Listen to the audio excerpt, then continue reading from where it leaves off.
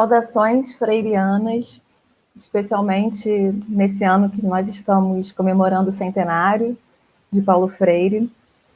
Anotem aí na agenda, dia 19 de setembro, Paulo Freire faz 100 anos, e Paulo Freire é eterno, ele não.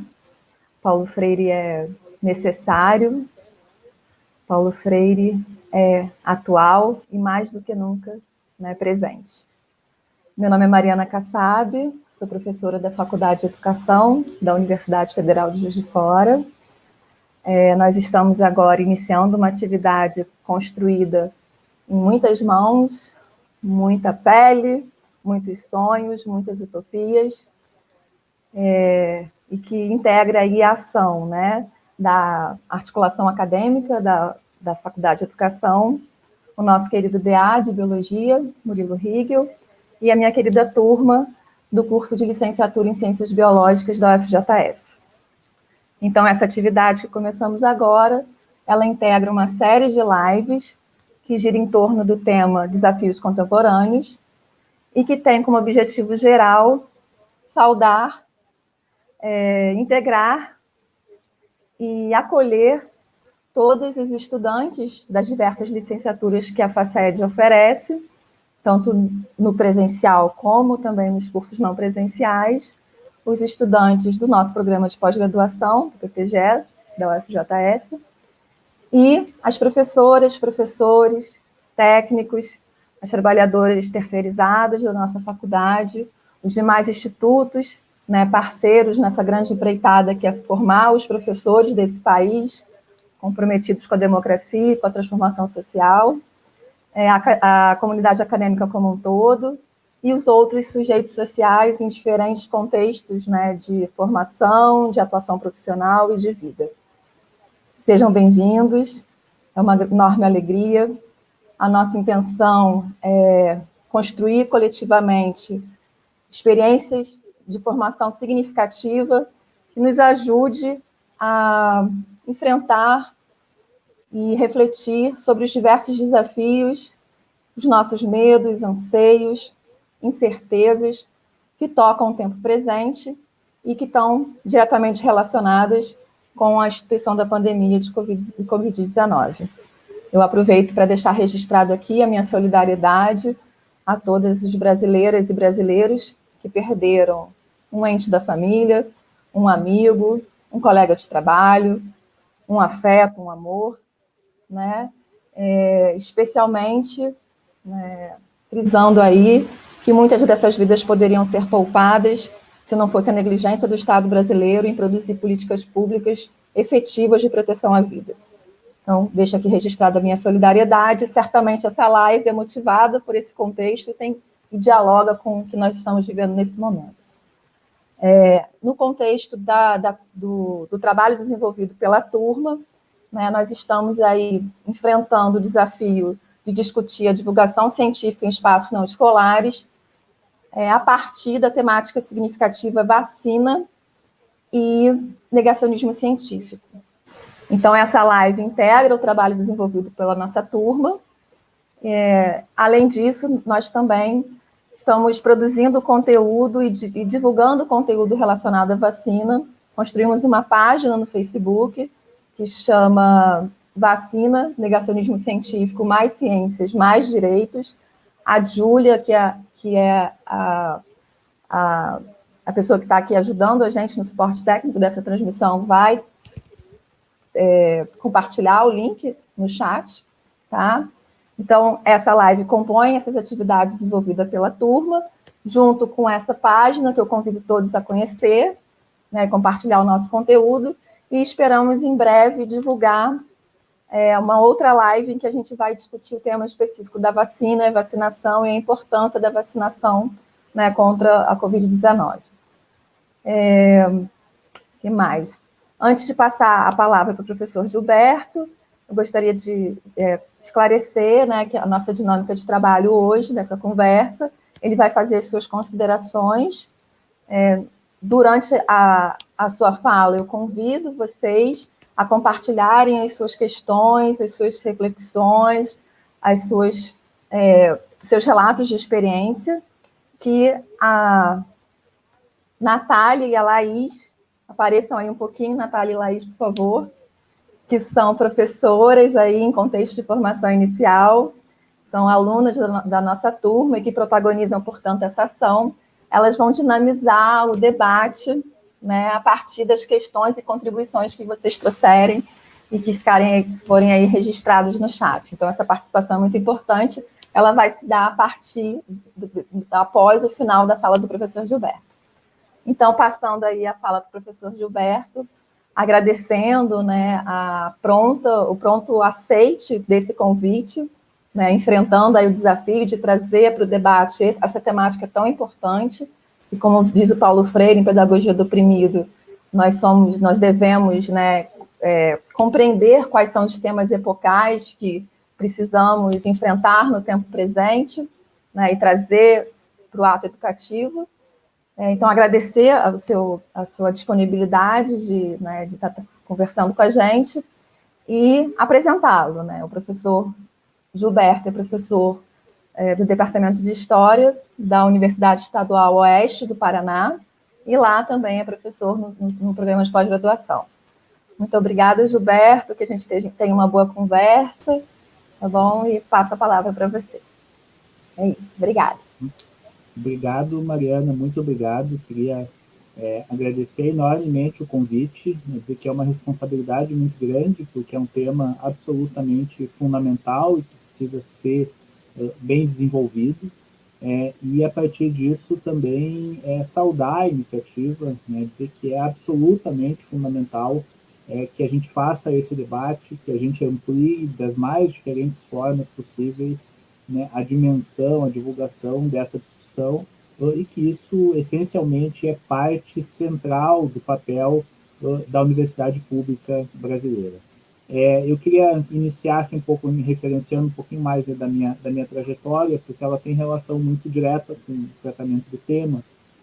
Eu, desde a graduação, isso significa praticamente 30 anos, eu trabalho com o tema do fascismo, né, de forma mais específica nos últimos 15 anos, com o processo de ascensão da extrema-direita, né, articulado com a discussão do fascismo, da nova direita, do novo conservadorismo, tem uma série de temas. Eu sou historiador, né, toda a minha formação é na área da história, e esse é o tema fundamental, né, de forma de longo prazo, né, de formação, de trabalho, de publicação, de pesquisa que eu desenvolvo.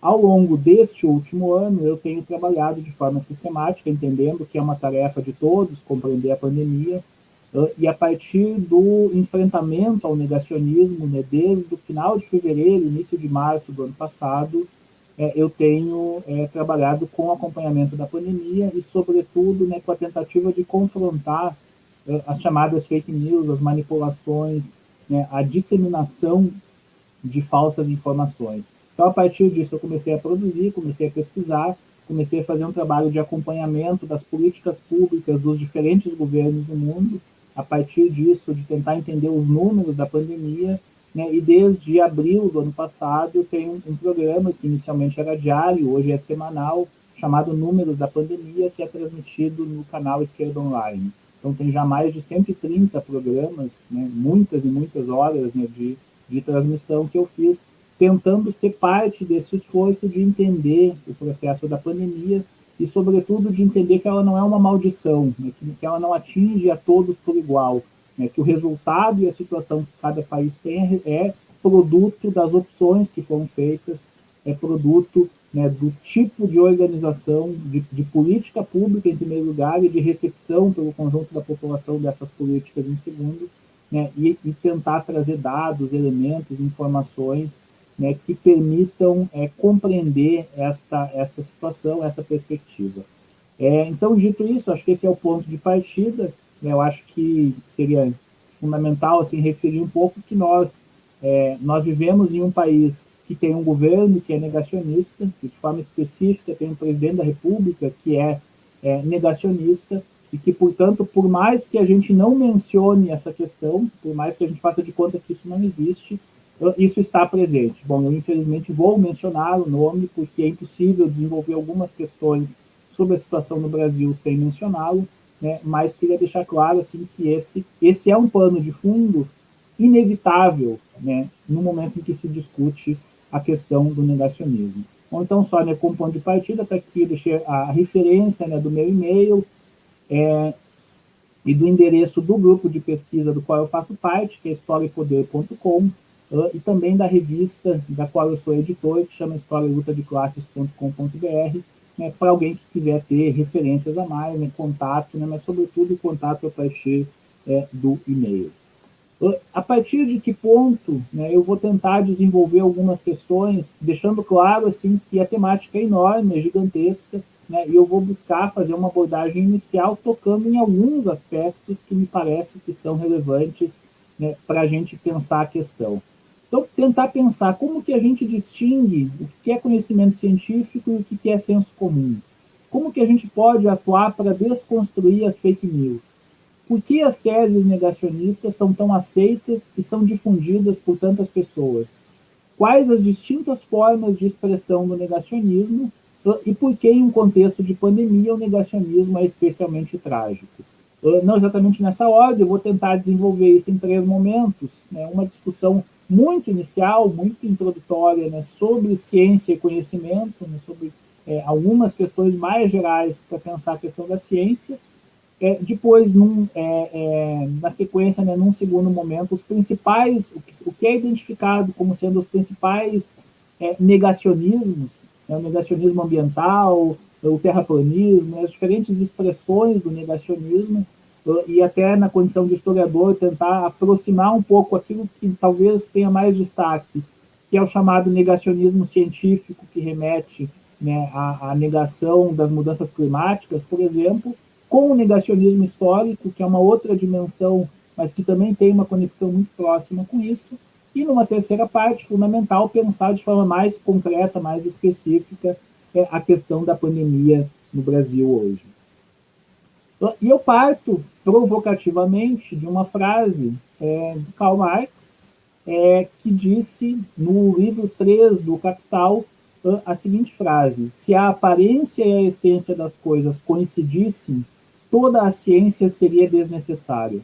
E essa frase ela é trabalhada, ela é reinterpretada, ela é pensada de inúmeras maneiras, mas ela nos traz, me parece, que um ponto de partida muito relevante, por mais polêmicas que a referência ao nome do Marx no contexto de hoje possa trazer, mas é um autor fora de um contexto negacionista absolutamente imprescindível para compreender a realidade que a gente vive hoje.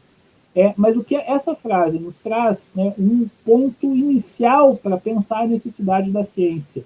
Aquilo que a gente vê num primeiro momento, aquela primeira impressão que a gente tem da realidade, ela não desvenda a dinâmica efetiva da realidade em si, né? Ela traz uma percepção inicial que pode ser produto de uma reflexão, de uma investigação e levar a um conhecimento efetivo. Mas ela não é conhecimento ainda. Aquilo que a gente, num momento imediato, vê como as coisas se apresentam, ela ainda não é o conhecimento efetivo da realidade.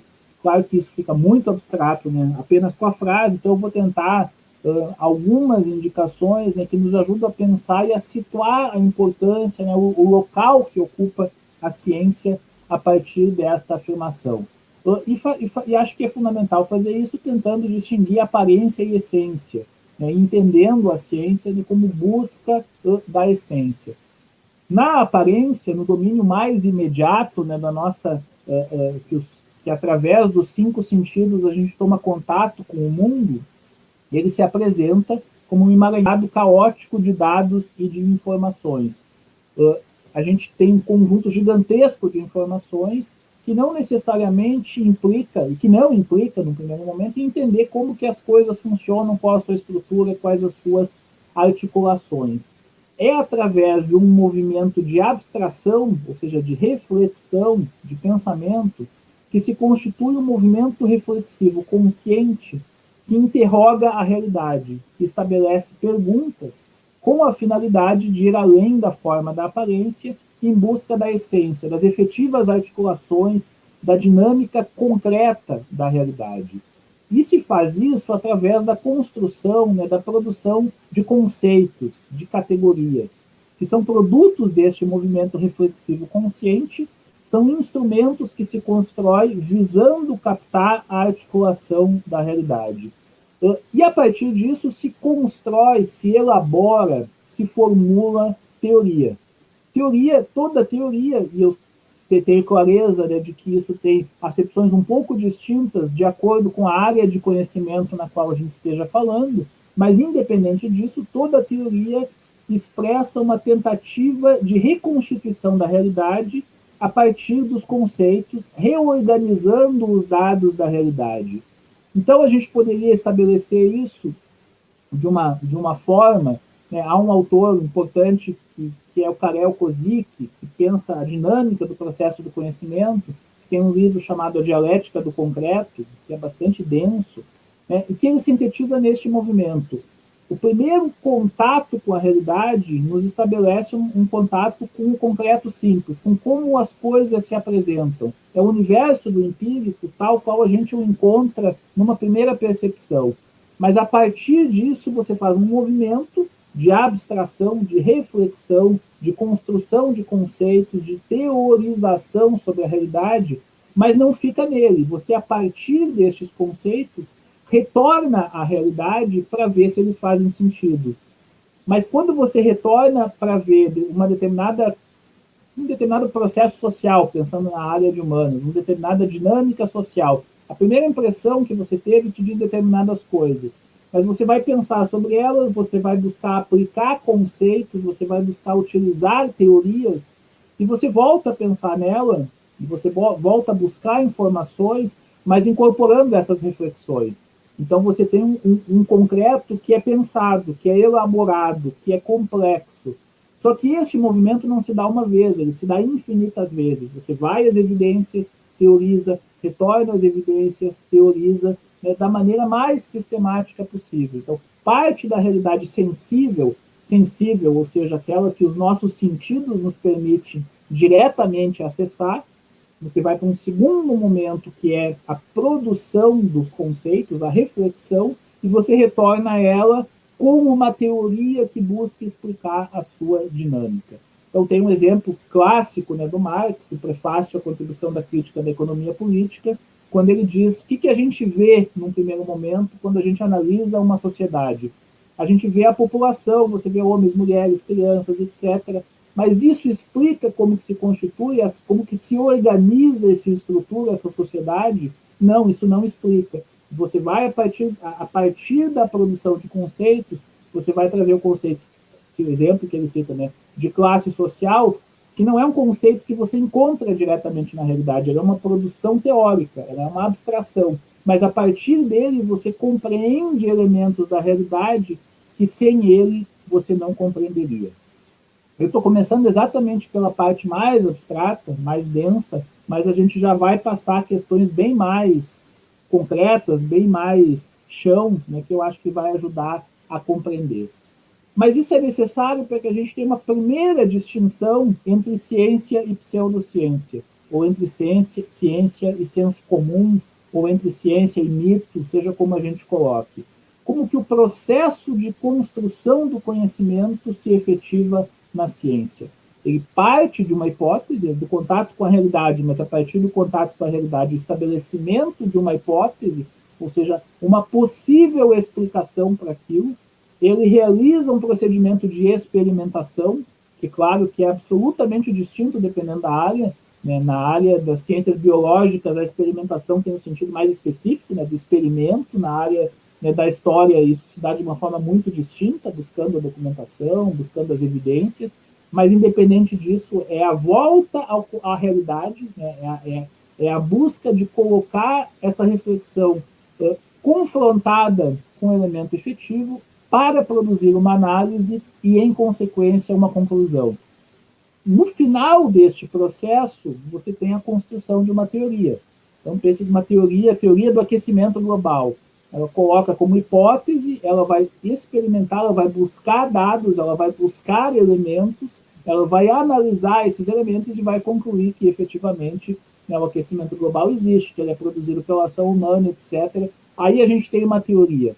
Ela não é a priorística, ela não é arbitrária, ela é resultado de um processo de investigação.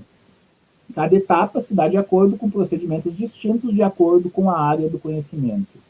Ao contrário, a pseudociência, ela parte do final, ela parte de uma conclusão, ela parte de onde, do que você quer comprovar. Não é mais uma hipótese, mas é um ponto de chegada que é apresentado como ponto de partida. E ao invés dela buscar dados na realidade que submetam a avaliar se é isto ou não, ela vai buscar exemplos que a comprovem e vai descartar todos aqueles que criam problemas. E, portanto, o que há de experimentação se dá a partir desta seleção que é arbitrária e que produz como resultado uma tese não científica, né? Um dogma, né? Uma ideologia, né? Um elemento de crença e de fé. Como base, a pseudociência procede através da generalização indevida a partir da experiência individual. E aí o exemplo que mais milhares de vezes a gente ouviu hoje, e que se vocês entrarem nas redes sociais, em algum comentário que fale sobre a pandemia, não levarão 10 minutos para encontrar esta frase, são os depoimentos: eu tomei cloroquina ou hidroxicloroquina, não tive sintomas. Então, a cloroquina evitou o desenvolvimento da doença. Desse jeito, assim, com essa forma rasteira, isto está milhões de vezes, milhares, centenas de milhares de vezes presentes no debate. O que ele não faz e qual seria a resposta da ciência? Distinguir o que é acaso, o que é correlação e o que é causalidade. Neste caso, é acaso. Se você tem inúmeras pesquisas que mostram que o percentual de pessoas que tomou essas substâncias e que não teve sintomas é o mesmo das pessoas que não tomaram e não tiveram sintomas, portanto, ela não é efetiva, esse é um princípio básico e fundamental, sequer há correlação, ou seja, é acaso. Aquela pessoa não, e a outra que tomou e não teve efeito e morreu, não está para falar, e isso é apagado. Então, quando eu falei antes, né, que a escolha dos exemplos é arbitrária, ela descarta aqueles que foram, que trariam elementos em contrário. Se alguém for ler o estudo original lá do Didier Raoult, né, epidemiologista francês, que defendia a evidência da cloroquina, ele faz exatamente isso. Ele escolhe quem está num grupo, quem está no outro, né, ele não usa o duplo cego, ele não usa totalmente fora, né, dos procedimentos da ciência. Nos estudos científicos, deste exemplo que eu citei, não há sequer correlação. Mas há uma outra etapa. Às vezes você pode ter correlação e não ter causalidade. Então,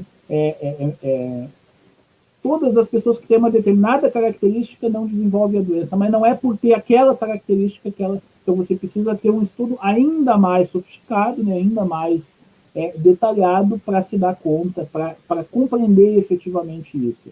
O que é importante aqui é essa ideia da arbitrariedade, né, de uma seleção que escolhe o que vai considerar, né, e o que não vai considerar.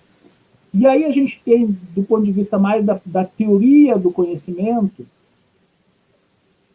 uma relação importante entre o sujeito e o objeto na produção do conhecimento, ou seja, entre o cientista e os elementos que ele se utiliza, né, para produzir o conhecimento.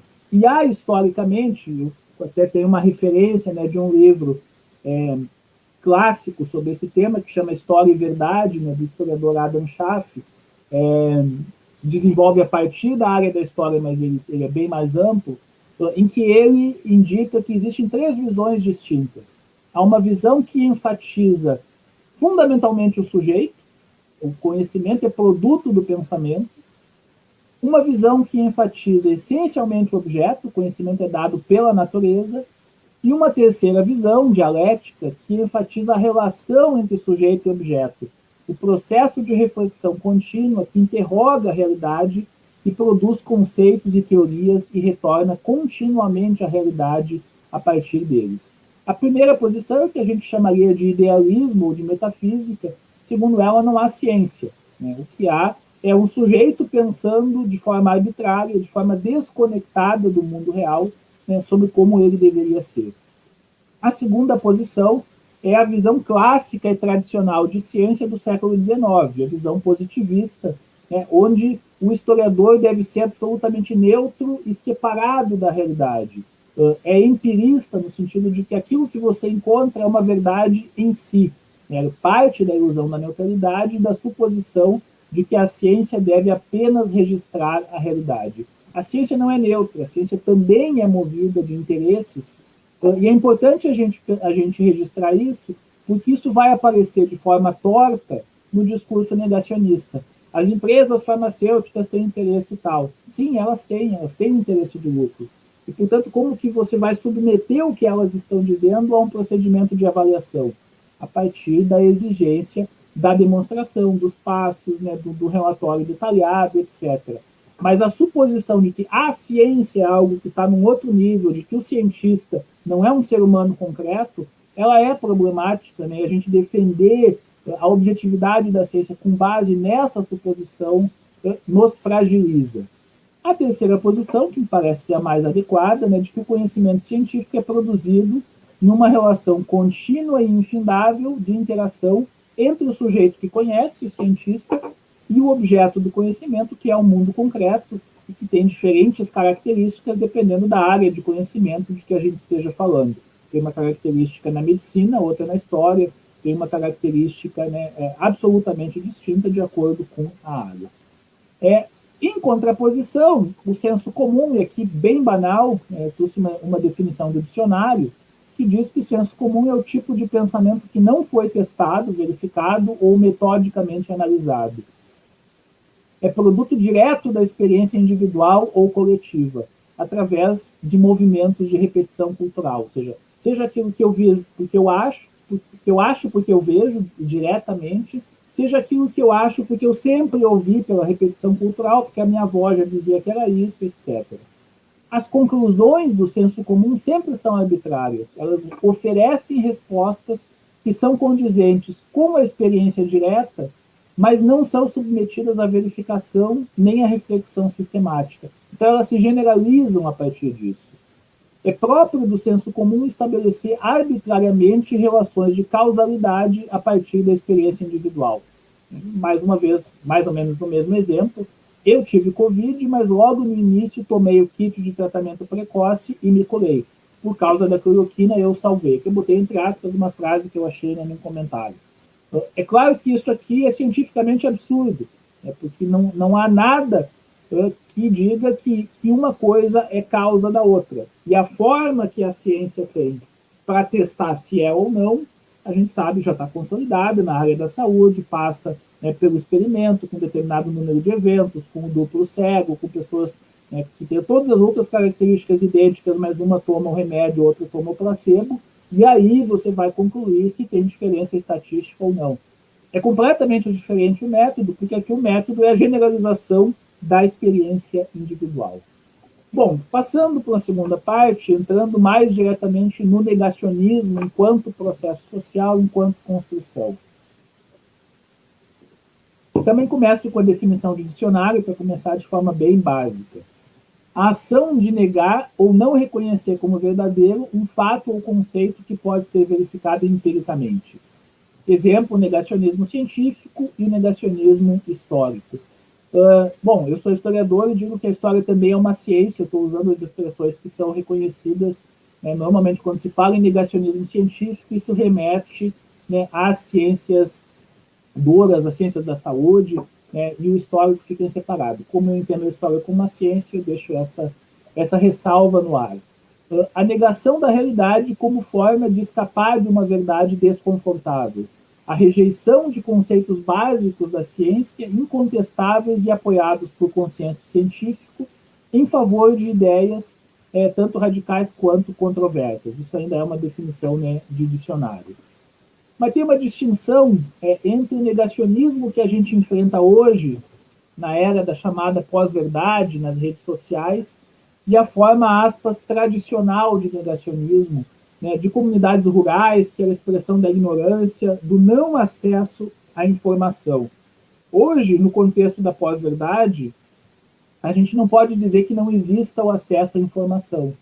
O que a gente pode dizer é que há uma difusão ativa de desinformações, utilizando recursos modernos, mas produzindo confusão. Uma confusão que é produzida porque há falta de formação científica básica na maior parte da população.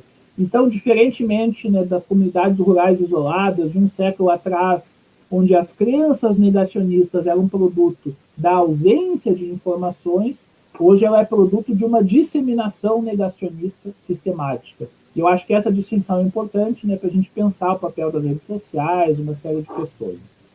Dois grandes campos: o negacionismo histórico, o negacionismo do Holocausto, da ditadura, e o negacionismo científico, o negacionismo climático, da evolução, o terraplanismo, o antivax, e, por último, o negacionismo da pandemia. A gente tem um outro universo que eu decidi não enfrentar ele aqui porque faltaria tempo, né, e porque talvez vocês nem acreditassem, tal é o grau de loucura, que é o QAnon, que articula vários negacionismos e conspiracionismos, né, uma série dos sujeitos que invadiram o Capitólio alguns dias atrás são adeptos do QAnon. É a ideia de que existe uma conspiração mundial de pedófilos articulados pelo Soros, pelo Bill Gates, pelas corporações mundiais, etc., que esse conjunto de coisas, né, está sendo enfrentado pelo Trump, né, pelos cristãos, que ele pretende acabar com o cristianismo. Então, tem um conjunto tão grande, né, de coisas que eu achei que é melhor simplesmente resumir como articulação de diversos negacionismos e conspiracionismos e deixar assim. Tem um vídeo do canal Meteoro sobre o QAnon, tem um programa também do Greg News específico, né, sobre o QAnon, para quem quiser ter uma referência bem interessante e bem assustadora também. Acho que é importante fazer um parênteses, né? Quando a gente fala em negacionismo, a gente tem uma outra forma distinta, mas que é relevante para entender o papel dos negacionismos. Pelo menos na área da história, das ciências humanas, antes do negacionismo, nós tivemos, abrindo espaços para ele, o chamado revisionismo, uma forma mais branda, intelectualmente sofisticada, que ao invés de negar, propõe interpretações amenizadoras. Então, por exemplo, né, pensando em termos da ditadura brasileira, enquanto o negacionismo diz que ela não existiu, que ela não matou, que ela não torturou, o revisionismo não nega esses dados, mas produz explicações justificadoras e que minimizam o que foi a ditadura. Então, por exemplo, a Folha de São Paulo lançou uma tese de que sim, houve morte, sim, houve tortura, mas foi uma ditabranda. Quando você compara com outras ditaduras, a Argentina matou muito mais do que a nossa. Então, ditadura mesmo foi lá e você ameniza a nossa. Ou então, proposições que relativizam a violência, que igualam a violência do Estado à da resistência. Então, a ditadura matou, mas se os outros estivessem no poder, eles também teriam feito o mesmo. São sempre suposições arbitrárias e falsas, né, que são utilizadas no sentido de justificar ou minimizar. Ou ainda, o que muitos historiadores fazem, né, é comparar quando que ela foi mais violenta, mais repressiva. Então, depois do AI-5, em 1968, a ditadura passou a ser muito mais repressiva. Então, entre 64 e 68, vão dizer que não foi ditadura, e vão redefinir os marcos temporais da ditadura, diminuindo eles. São uma série de procedimentos que relativizam o conhecimento e que, portanto, abrem espaço para o negacionismo, ainda que os próprios revisionistas se escandalizem com a grosseira manipulação feita pelos negacionistas.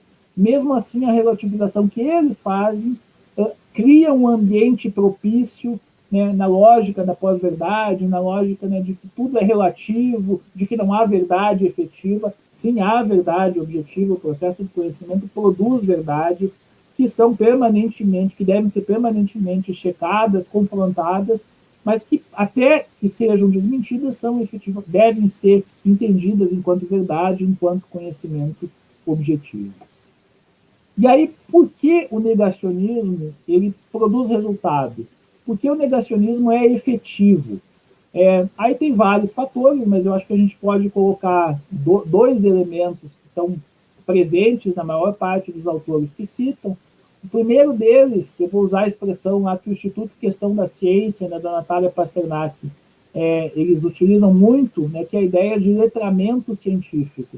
Qual o grau de domínio, de conhecimento, de contato do conjunto da população, né, com a dinâmica de procedimento da ciência, né, com os conceitos, com os procedimentos fundamentais da produção do conhecimento. Quando não há o desenvolvimento sistemático da reflexão sobre esses procedimentos, não há como esperar que a população identifique as falácias, as mentiras, as arbitrariedades sobre as quais se sustenta o negacionismo. Como que eu posso esperar que a pessoa entenda por que é falso? Que alguém diga, eu não fiquei doente, portanto a cloroquina é efetiva, se ela não tem o domínio de como que se checa, como que se produz, como que se investiga a eficiência, né, de uma substância no domínio das ciências. Então é fundamental, quando a gente pensar em termos de educação, que mais do que o resultado em si, não adianta a pessoa saber isso funciona e isso não funciona. Ela precisa compreender por quê, ela precisa ter uma dimensão mínima da dinâmica da ciência. E o segundo fator é o apelo das teorias da conspiração. A noção de que há algo secreto e que é escondido de todos é socialmente muito atraente. A teoria da conspiração sempre parte de elementos concretos da realidade, mas extrapolam indevidamente. Sem o domínio dos procedimentos científicos, é muito mais difícil de desconstruir essas teorias. Por exemplo, quando se afirma que a Big Pharma, ou seja, o pool das grandes empresas farmacêuticas, criou a pandemia para ter lucros, ou para dominar o mundo, ou para instalar um chip dentro das pessoas, e que as vacinas são um instrumento de controle, há um elemento real, que é de que as indústrias farmacêuticas são megacorporações que se orientam pela busca do lucro, que basicamente elas existem para isso. Isso é verdade. Então não adianta a gente dizer a ciência ela é absolutamente neutra, elas querem o bem comum. Não, elas querem o lucro. Mas elas têm que submeter isso a um procedimento de verificação, né? E quase todo o resto do que é dito é extrapolação indevida. Sem entender como que se produz e avalia uma vacina, é difícil acreditar que ou melhor, é fácil acreditar que as vacinas são inseguras e impostas pela ânsia do lucro, porque essas empresas efetivamente fariam isso se pudessem. Por que elas não podem? Porque para que elas sejam validadas, elas têm que demonstrar o relatório de pesquisa, elas têm que mostrar que foi utilizado placebo, que teve duplo cego, que teve cada um dos elementos que é construído pela área como sendo um procedimento de verificação da ciência na área específica. Então, veja, não é que tudo é falso, não é que, quando se diz as empresas querem ganhar dinheiro, sim, elas querem ganhar dinheiro, esse é um problema, né? E a gente vai enfrentar isso, por exemplo, quando tem a necessidade de quebra das patentes e elas vão se opor. Então, não é que aqueles que produzem ali sejam absolutamente neutros. Essa é uma questão que, em princípio, não são. Só que eles têm que demonstrar como esse procedimento foi feito e a gente precisa compreender essa dinâmica.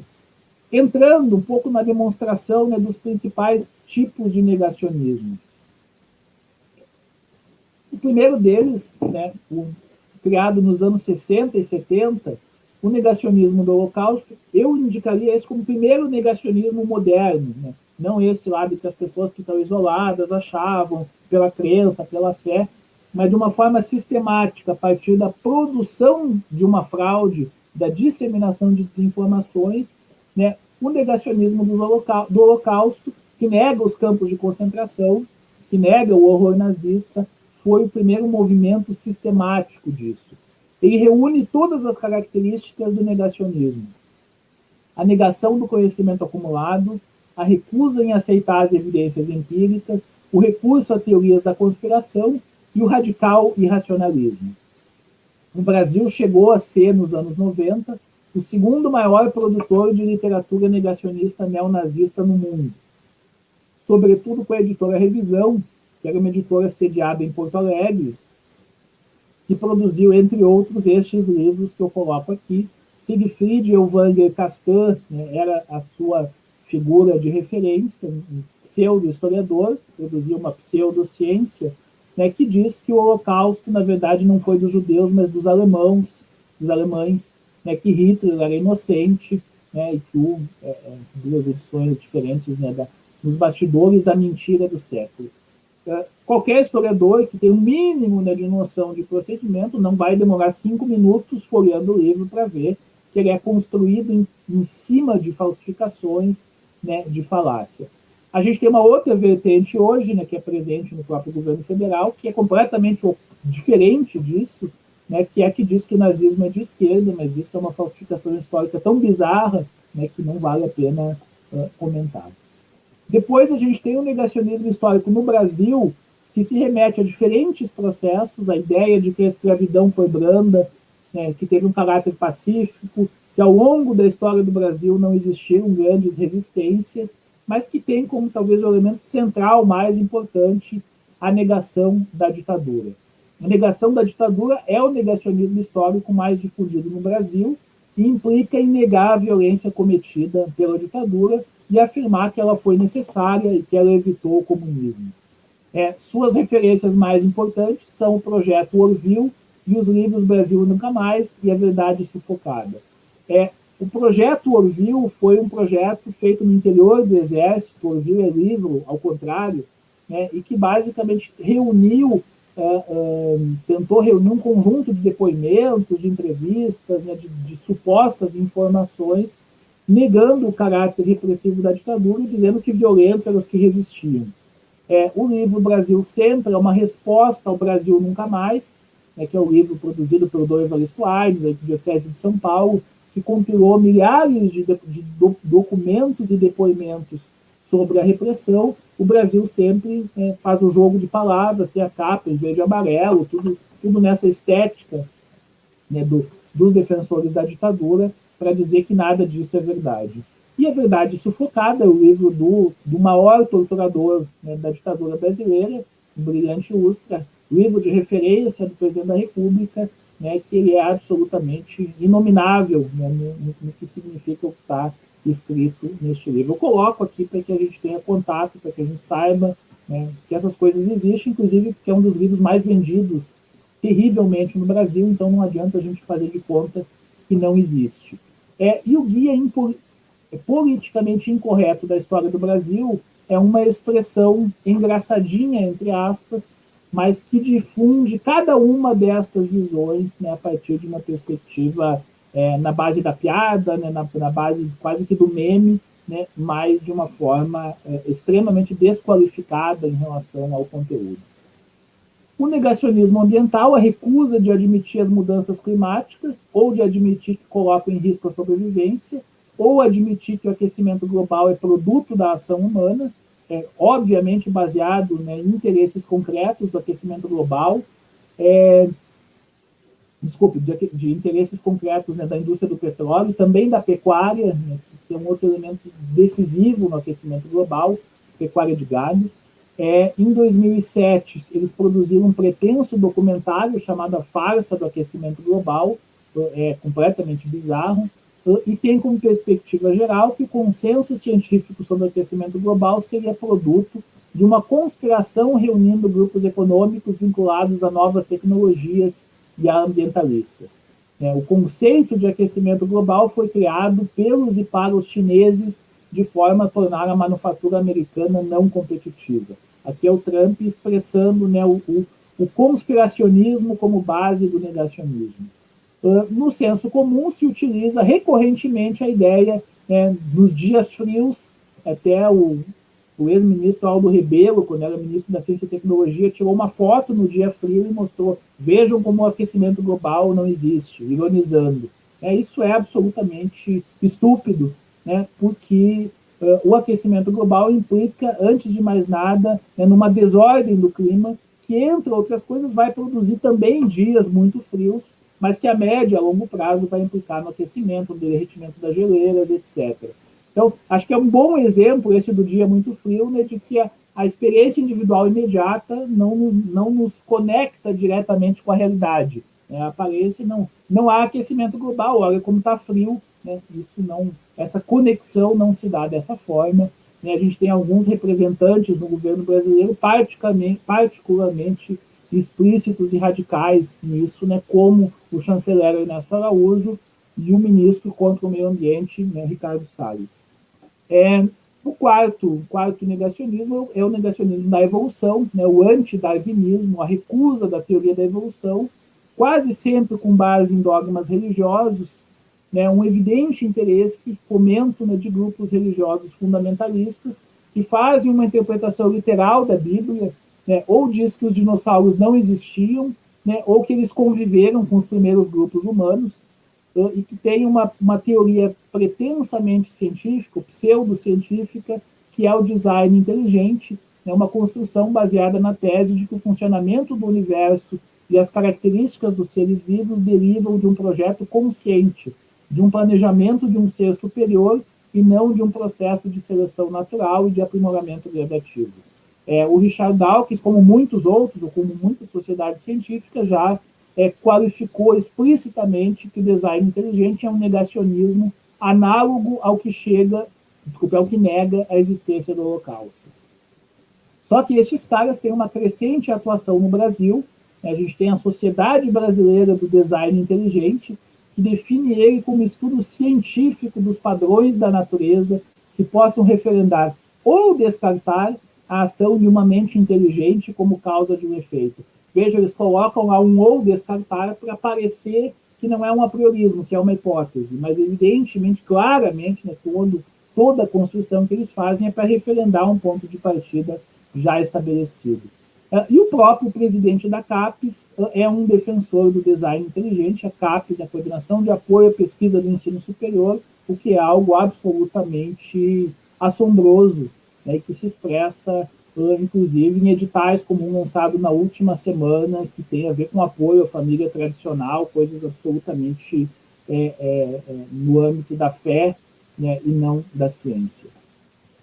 O quinto tipo de negacionismo é o terraplanista, é aquele que a gente por muito tempo riu, que parecia ser inofensivo, porque ele é absolutamente bizarro, por voltar 2000 anos atrás no conhecimento, mas que ele se conecta com os outros, que, portanto, ele não é inofensivo.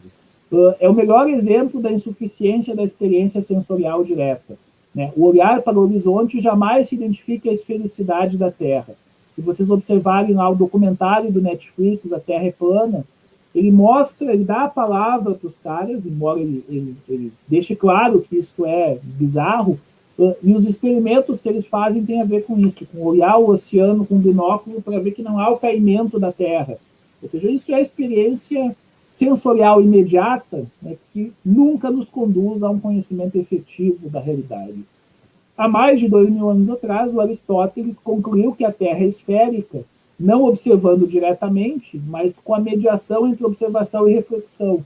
E a partir disso ele construiu uma hipótese, e a partir desta hipótese ele começou a anotar o movimento dos corpos celestes e verificou essa hipótese, e a partir dela identificou o próprio movimento, né, dos corpos, né, e a ideia da esfericidade da Terra. É claro que há uma motivação religiosa no terraplanismo, né? A centralidade da Terra seria a concepção cristã, segundo estes fundamentalistas, e para eles a tese de que a Terra gira em torno do Sol seria uma forma de adoração do Sol, né? Portanto, uma heresia. Só que isso só toma uma forma concreta a partir de 2014, vejam como é recente, né, quando se constitui nos Estados Unidos a Sociedade da Terra Plana, passa a fazer eventos, passa a disseminar desinformações, né, e se constrói a partir, né, conectando com outra conspiração, que é a ideia de que a NASA manipula informações, manipula imagens, que é a mesma ideia dos defensores, né, de que a NASA sabe que existem alienígenas, ETs, etc. Né? Então, eles se conectam com isso, né, e, a partir disso, desenvolvem essa perspectiva. Na última pesquisa que eu encontrei, que tem já um ano, portanto, possivelmente isso hoje seja pior, 7% dos brasileiros acreditam que a Terra é plana. O outro negacionismo é a negação das vacinas, né? Isso se constitui em 1998, quando um médico publica numa revista prestigiada, que é a Lancet, uma pesquisa fraudada propondo que a vacina tríplice viral provoca autismo. Efetivamente, isso era uma falsificação. Ele estava vinculado a grupos de advogados que queriam fazer processos contra essa empresa, portanto, tinha um interesse direto, né, econômico na fraude. A revista se retrata a partir da comprovação da fraude, tira o artigo do ar, e esta retratação dá origem a teorias da conspiração. Ela teria se vendido aos interesses dos fabricantes, e isso se dissemina muito nos Estados Unidos, sobretudo a partir de grupos fundamentalistas religiosos. Eu recomendo muito, né, a série Pandemia, do Netflix, que ela foi lançada em janeiro desse ano, mas ela foi produzida antes, né, desta pandemia, e ela mostra o impacto devastador do antivax no mundo antes mesmo do Covid-19. O problema central, e aí não vou avançar na discussão da vacina, mas como se sabe, a imunização não é individual, ela é coletiva. Né? Cada vacina tem um percentual de eficácia, e em decorrência desse percentual, você sabe qual o percentual da população que precisa vacinar para que aquele vírus não esteja mais em circulação, que não haja mais transmissão comunitária. É claro que uma vacina que tenha 50% vai precisar vacinar muito mais gente do que uma vacina que tem uma eficiência de 90%. Né? Isso não é da minha área, não vou seguir nessa análise, não teria capacidade para isso, mas isso é bem banal, né? Me parece bastante básico. Como o negacionismo se difunde, eu trago um exemplo aqui da minha área, da área de história. Nós temos um canal de história chamado History Channel. Que bom, nós temos um canal de história, portanto, estamos propagando informações sobre história. Só que não, justamente o contrário.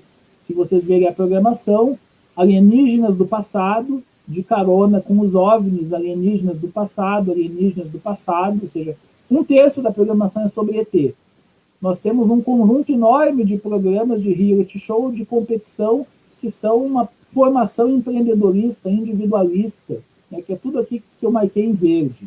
Alguns mais engraçadinhos, outros mais explicitamente reacionários, mas todos com essa característica. Nós temos o sócio, que aqui é explicitamente, né, um treinamento empreendedorista, como fazer a sua empresa dar certo, não tem nada de história. E nós temos um programa de história especialmente importante, que é o Guia Politicamente Incorreto, que é exatamente a propagação do negacionismo histórico, uma das visões mais conservadoras, que justifica a escravidão dizendo que os africanos também escravizavam, né, que relativiza todas as informações históricas efetivas. Aqui está a figura, né, do Giorgio, que é o grande propagador dos ETs, uma anticiência explícita, né, e o politicamente incorreto, sempre com essa característica de parecer engraçadinho. Vejam como a TV se apresenta. O History Channel é o único canal de documentários por TV de assinatura dedicado aos fatos que mudaram o mundo. Documentários especiais de maneira objetiva e interessante às pessoas e eventos que marcaram a época. Estilo envolvente, história de uma maneira pessoal, estabelecendo conexões relevantes entre o passado e o presente. É absolutamente tudo o que ele não faz. Eu não vou nem ler aqui, vou poupar você, né, dos alienígenas do passado, porque parece evidente que isto é a mais explícita anti-ciência. Então vejam, a disseminação do negacionismo, ela não é feita só nas redes sociais, ela tem espaços institucionais, ela tem espaços públicos, ela tem espaços em canais de televisão que são absolutamente fundamentais. E aí eu estou já quase, né, no final do tempo, então eu vou acelerar muito para não passar de 1 hora falando, então tem 15 minutos, com algumas observações sobre a pandemia. Primeiro delas, que o negacionismo não é um privilégio, entre aspas, nosso. Nós somos certamente o país do mundo com o presidente mais negacionista, com as políticas públicas mais absurdas em relação à pandemia, e poderia citar 50 coisas nesse nível. No entanto, o negacionismo foi absolutamente generalizado no primeiro momento da pandemia, e depois, em outros momentos, ele retorna de forma parcial. Em fevereiro, governos na Itália, nos Estados Unidos, no Reino Unido, etc., partiram de 3 hipóteses arbitrárias e falsas para minimizar a pandemia. A ideia de que haveria uma letalidade muito mais baixa do que a real, a partir da hipótese de que o número de contaminados na China seria dezenas de vezes maior. Então, eles tinham 3 mil mortos, né, e 80 mil contaminados. Mas eles supunham que a China manipula que, em vez de 80 mil, seriam milhões e milhões, e, portanto, a pandemia teria uma letalidade de 0,00 alguma coisa, e, portanto, a gente não teria que se preocupar com ela. Se na China, que tem 1 bilhão de habitantes, foram 3 mil mortos, deixa rolar que não vai acontecer nada. Sem falar no aspecto ético, que é absurdo, do ponto de vista concreto, é uma manipulação, porque eles supunham que a China manipulava o número de casos, mas não o de óbitos. Hoje a gente sabe com razoável segurança que nem uma coisa nem outra. Segundo a suposição de que a pandemia se estabilizaria naturalmente quando parte da população se contaminasse, 70%, 80%, 60%, qual é o percentual de contaminação para gerar a imunidade coletiva? A gente sabe, os epidemiologistas têm dito, que imunidade coletiva é um conceito que tem a ver com vacinação e não com contaminação, e que é um absurdo estabelecer esta conexão desta forma. E terceira, a ideia de que poderia atingir isso de forma rápida, com poucas mortes, deixando a coisa rolar. Algumas semanas com esta política vai gerar a grande tragédia, sobretudo na Itália, né? Na Itália que tem campanhas como Milão não se fecha. Tem um vídeo de publicidade dizendo para as pessoas sigam fazendo as coisas normal, enfrentem a pandemia como se nada estivesse acontecendo, e em poucos dias isso gera um colapso absoluto, no início de março, né, o que vai modificar a relação com a pandemia. Em 11 de março, a Declaração Mundial de Pandemia. Entre março e abril, o auge da tragédia europeia, que hoje estão se chamando de primeira onda, porque hoje a gente já tem uma situação ainda pior, mas aquilo que parecia impensável obriga a modificação da política e que a maior parte dos países europeus tenham feito um rigoroso lockdown que gera uma radical redução de casos e que vai fazer com que, pelo menos nos 3 meses seguintes, eles tivessem tido a possibilidade de uma relativa retomada à normalidade com muito poucos casos. Só que isso tudo vai por água abaixo. Tem um segundo momento de negacionismo, em agosto, quando a indústria do turismo pressiona, né, não pode ter férias normal, festa, balada, tudo normal, e isso vai gerar uma explosão de casos. Isso vai conformar a tal segunda onda. Países como Espanha, França, Reino Unido, que chegaram a ter 30 mil casos em março, abril, reduziram para 200 e voltam a ter mais de 30 mil no outono. Hoje, alguns desses países do Reino Unido têm o dobro disso, né, nos últimos dias, na última semana. No Exército aumentou ainda mais, e hoje o número de mortes da chamada segunda onda, isso é discutível, né, já é maior do que aquele número de mortes na primeira. No caso do Brasil, em janeiro a gente tinha talvez um anúncio bom. Bolsonaro tentou impedir o resgate dos brasileiros em Wuhan, o que é bizarro, que é um absurdo, mas com o argumento de que nós devíamos nos precaver. Parecia que ele ia levar a sério a pandemia.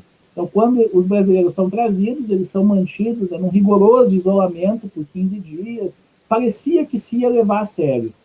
Final de fevereiro, o primeiro caso, meados de março, o primeiro óbito, mas antes mesmo disso, no dia 15 de março, se consolida a posição negacionista. O Bolsonaro vai dizer, naquele momento, tivemos vírus muito mais graves que não provocaram essa histeria. Certamente tem um interesse econômico nisso. E a ideia de conspiração, ele vai dizer que isso é porque não é o Partido dos Trabalhadores que está no governo aqui, porque não são os democratas nos Estados Unidos, que é para ferrar com essas administrações. Uma semana depois, vários estados vão estabelecer medidas de restrição e logo na sequência vai ter o fatídico pronunciamento em rede nacional, no qual ele fala em pânico, histeria, gripezinha, resfriadinho, terra arrasada, quem tem menos de 60 anos não precisa se preocupar, e muitas outras coisas, como a referência à cloroquina, ao isolamento vertical, que é uma invenção, né, de que as pessoas só têm que isolar os mais velhos, não os mais novos, isso não existe nenhuma referência científica, e ainda a autocitação ao histórico de atleta, que dá a entender que pessoas que foram atletas não seriam passíveis da doença, que é completamente falso. Só que a partir disto se constitui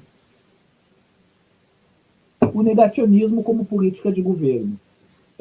E aí tem 4 eixos que eu tento identificar.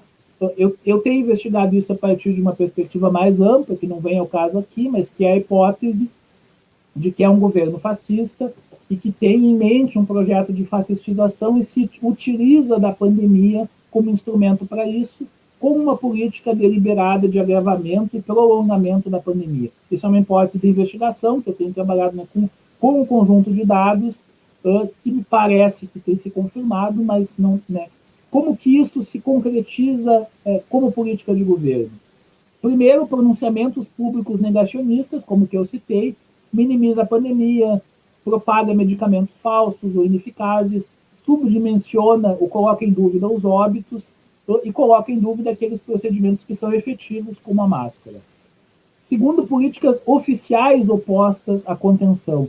Já lá no início de março, quando o Ministério da Saúde estabelece o controle de fronteiras, o Bolsonaro vai, isso está no livro escrito pelo Mandetta, ele vai proibir isso e voltar atrás. O veto à obrigação do uso de máscara em espaço público, a tentativa de impedir que estados pudessem tomar medidas de contenção. Atitudes concretas, né, como exemplo, demonstração, o mais evidente deles, né, são as aglomerações, mas também aparecer com a máscara pendurada na orelha, fazer formas, né, de não respeitar o distanciamento, né, são exemplos concretos, né, para os seus seguidores de como não seguir aquilo que a ciência indica, né, e a disseminação sistemática de fake news em redes sociais, desde março, quando se proliferou a história de que o primo do porteiro morreu com um pneu que explodiu e foi registrado como Covid. Essa história foi adaptada em milhares de cidades diferentes, cada uma com um contexto local, a mesma história. E a partir de então, a gente sempre tem histórias padrões que são disseminadas por redes, né, de grande porte, uma grande quantidade, né, de redes, de grupos, etc., e que isso produz um grau de confusão gigantesco. Aqui é só para ter uma referência, né, de que ao longo do período, desde março, né, até mais recentemente, eu nem fui até as últimas, né, as declarações todas têm o mesmo sentido, né, de desqualificação dos riscos, né, de propagação de remédios falsos, de que a pandemia está acabando, né, então isso foi dito lá no início, depois foi repetido em setembro, depois tem sido repetido hoje, está indo embora. Toda essa ideia, né, de conspiração, o povo foi enganado, então tem um conjunto, né, de referências que marcam as declarações públicas, que marcam as falas, né, presidenciais ao longo deste tempo. Segundo a agência de checagem aos fatos, o presidente da República, desde que assumiu, deu 2.228 declarações falsas ou inverídicas. Delas, 42% se relacionam ao Covid. Mas veja, o Covid começa a existir no segundo ano de mandato. Metade do mandato dele não tinha isso. Vejam o peso, a dimensão que tem essas questões. E 3 delas são repetidas dezenas de vezes. Que o governo não pôde agir porque o Supremo proibiu, o que é falso, o Supremo só disse que os estados também poderiam agir, de que um país só estará livre do Covid quando 70% da população for contaminada e desenvolver anticorpos. Hoje a gente sabe que quem foi contaminado pode se contaminar de novo, então isso não existe. A ideia de imunidade coletiva que está por trás dessa frase, ela nunca foi comprovada, ela é uma hipótese arbitrária. E terceiro, que a hidroxicloroquina é efetiva no combate ao vírus. Vejam o número de vezes que o presidente repetiu essas frases, né, e projete isso para ver o quanto isso se dissemina, né, e se difunde em redes sociais. Cada uma dessas declarações é replicada em mensagens, áudios e pretensos depoimentos através das redes sociais. Quais são as principais teses? Eu estou tentando acelerar para concluir, não, estou quase concluindo, né, para não extrapolar o tempo. Primeiro, a minimização da pandemia, sobretudo dos óbitos, e aqui eu preciso fazer um comentário. Nós temos em torno de 207, 210 mil óbitos oficiais, né? E o movimento dizer, não foi isso tudo. E, na realidade, a gente deixa de perceber que não apenas há isso, como há outros 70 mil óbitos que estão registrados como síndrome respiratória aguda grave não especificada, que também são Covid, que, na realidade, a gente hoje está muito próximo de 300 mil óbitos, mas fica respondendo a essas falsificações, do primo do borracheiro que morreu com o pneu que explodiu, e deixa de perceber, inclusive, que mesmo o número oficial já é violentamente subnotificado. A ideia da imunização coletiva como algo que pode ser tido via contaminação generalizada, o tratamento dos sobreviventes da pandemia como recuperados, eles não estão recuperados, muitos que estão registrados morrem depois em virtude de sequelas e não vão entrar na estatística da Covid e vão continuar na estatística do recuperado ainda. Semana passada morreu o prefeito da cidade de Santo André, que teve Covid, teve internado de maio a agosto do ano passado, ficou com sequelas graves, foi registrado como recuperado quando saiu do hospital, deve continuar registrado assim, e morreu a partir de uma sequela da Covid, mas não foi da Covid. Nesta forma de separar as coisas, a pessoa também tinha outra coisa. Sim, também tinha outra coisa, mas não teria ido a óbito se não fosse o Covid. E nós temos um procedimento que é de subnotificação e que parte da invenção deste termo absurdo, né, de recuperados. A suposição de que é impossível conter a expansão da pandemia e que o lockdown é eficaz, né, é uma suposição absolutamente falsa, né, e se a gente comparar os exemplos internacionais, a gente vê que a Ásia, a África e a Oceania têm um índice de mortes por milhão de habitantes que é 10 vezes menor na média do que a América do Sul, Estados Unidos e Europa, 10 vezes de diferença, né, que dentro desses países tem um país como o Vietnã, que fechou as fronteiras logo no início, mantém controles efetivos, e tendo metade da população do Brasil, tem 98 milhões de habitantes e tem 35 mortes. Ou seja, tem 7 mil vezes menos do que os números oficiais do Brasil, tendo metade da população. Ou seja, tem mais de 3 mil vezes menos mortes por milhão que o Brasil. A gente perdeu de vista a possibilidade de entender que há políticas completamente distintas, com resultados distintos. A questão dos medicamentos ineficazes, a ideia de que as máscaras são ineficazes, a ideia que eu já falei, né, de que todos os países são atingidos por igual, e a suposição de que os países que tiveram medidas mais duras enfrentam a crise econômica mais acentuada. Na realidade, é o contrário, né, os países que tiveram medidas mais duras e que mantêm o controle têm a possibilidade de um processo de reabertura maior, mais amplo. A situação que a China tem hoje, a situação que o Vietnã tem hoje, são de maior normalidade porque eles fizeram o que tinham que fazer e de uma forma muito dura enquanto foi necessário. Para finalizar, as principais teses negacionistas sobre a vacina. E isso está circulando de uma forma acelerada. A mais importante delas, que tem um certo verniz científico, é que é impossível desenvolver uma vacina segura em menos de um ano. E ela parte que outras vacinas levaram 10, 15 anos, e é só a gente verificar, tem uma série de argumentos científicos, parte de plataformas que já existiam, de experimentos que já tinham a segurança atestada, mas, sobretudo, é só ver o número de pessoas envolvidas nos experimentos e a dimensão da própria pandemia que faz com que o número de eventos necessários para a investigação tenha se dado em um período muito mais curto do que em outras pesquisas, para doenças que têm uma incidência muito mais lenta. Então, o fato de estarmos em uma pandemia é um fator em si só, já de aceleração dos eventos que faz com que os resultados cheguem de forma mais rápida. E aí as bizarrices, né? A vacina como instrumento de controle social, implantação de microchip, mutação do DNA, que causa autismo. Vejam, a mentira original lá do antivax, ela reaparece hoje, de que são feitas com fetos abortados, que nunca ninguém foi obrigado a vacinar, como se você pudesse matricular um filho na escola sem mostrar a carteira de vacinação. Não, não pode. Portanto, isso é completamente falso. Não é obrigado a vacinar no sentido de que a polícia vai invadir sua casa e levar para o posto, mas de que a obrigação de vacinar é contrapartida para você ter acesso, né, a uma série de serviços, como a própria educação.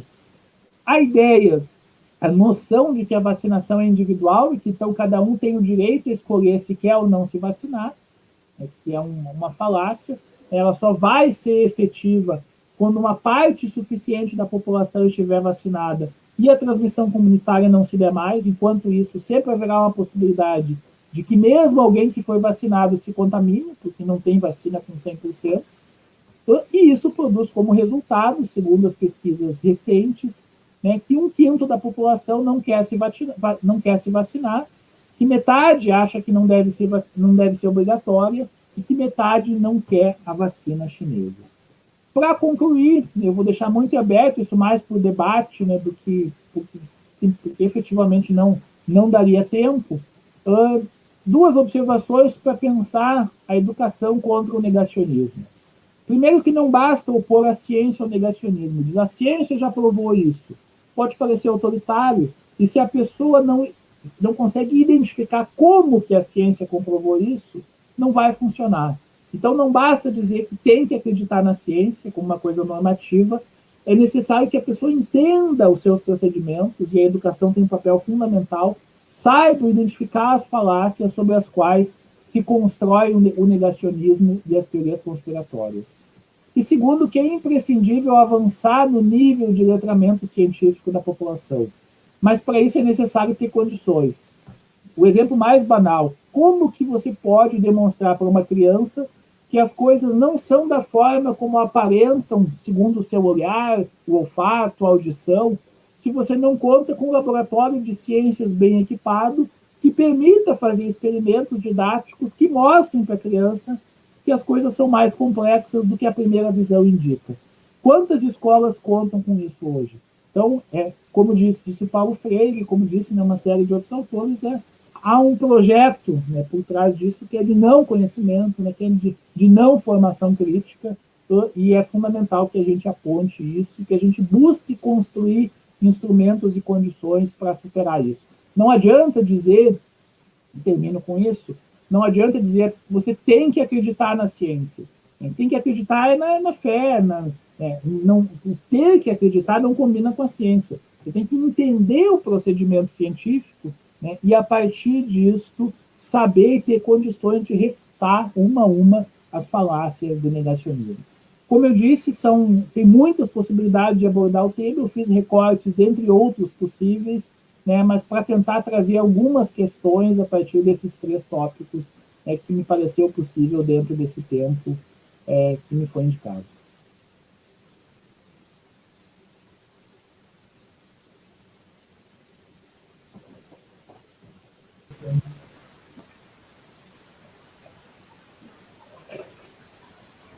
Obrigada, Gilberto.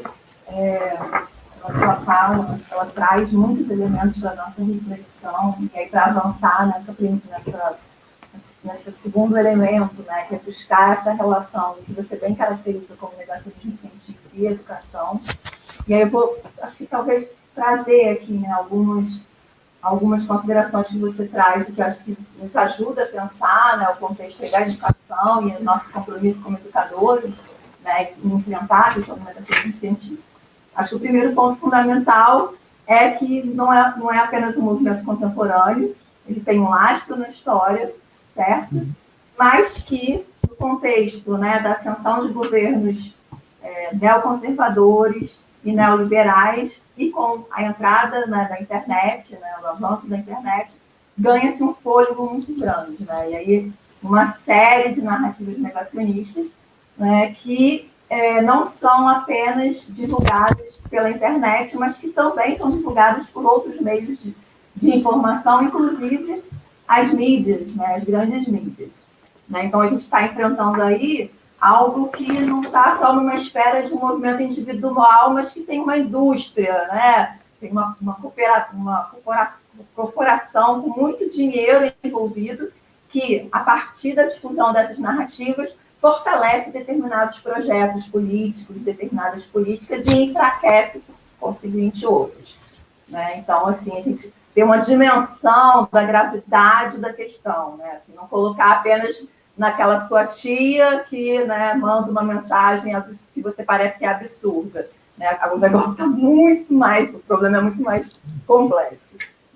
E aí, nesse sentido, um outro ponto importante também é reconhecer o papel e a importância que os diferentes contextos de formação, de educação, vai assumir de enfrentamento a esse movimento.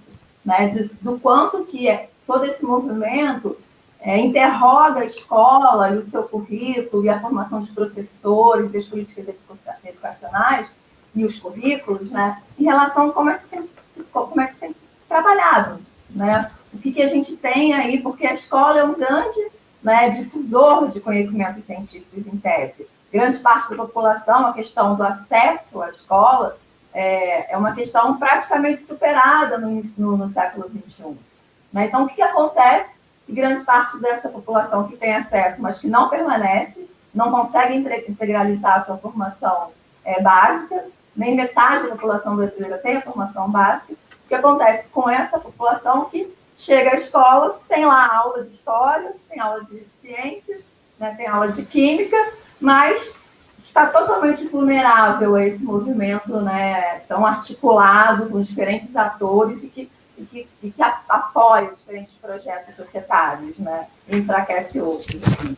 Então, é uma provocação a nós professores, né, com que inflexões são necessárias nesse momento para a gente enfrentar dentro, né, das contradições, da possibilidade de resistência que o próprio sistema produz, né, porque diante de tudo isso, né, o que a gente pode atuar do ponto de vista individual é muito limitado, né, do ponto de vista coletivo que a gente vai ter alguma, né, possibilidade de enfrentar esse movimento de negacionismo científico, mas pensar, então, que inflexões, que questões, que desafios a gente tem que aí assumir, né?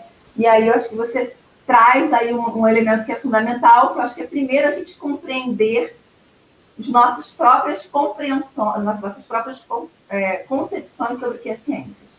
Né? Assim, então, o quanto que no contexto da formação a gente tem, né, enfrentado esse debate que está mais no âmbito da epistemologia das ciências, aí, das diferentes ciências, aí, lembrando, como muito bem o professor Gilberto situou, que quando a gente fala de ciências, a gente não está aí restrito às ciências exatas e da natureza, mas também às ciências da humanidade, né, que estão aí também em colisão de ataque, né, às diferentes políticas educacionais que buscam reduzir essas ciências no contexto dos currículos da escola básica.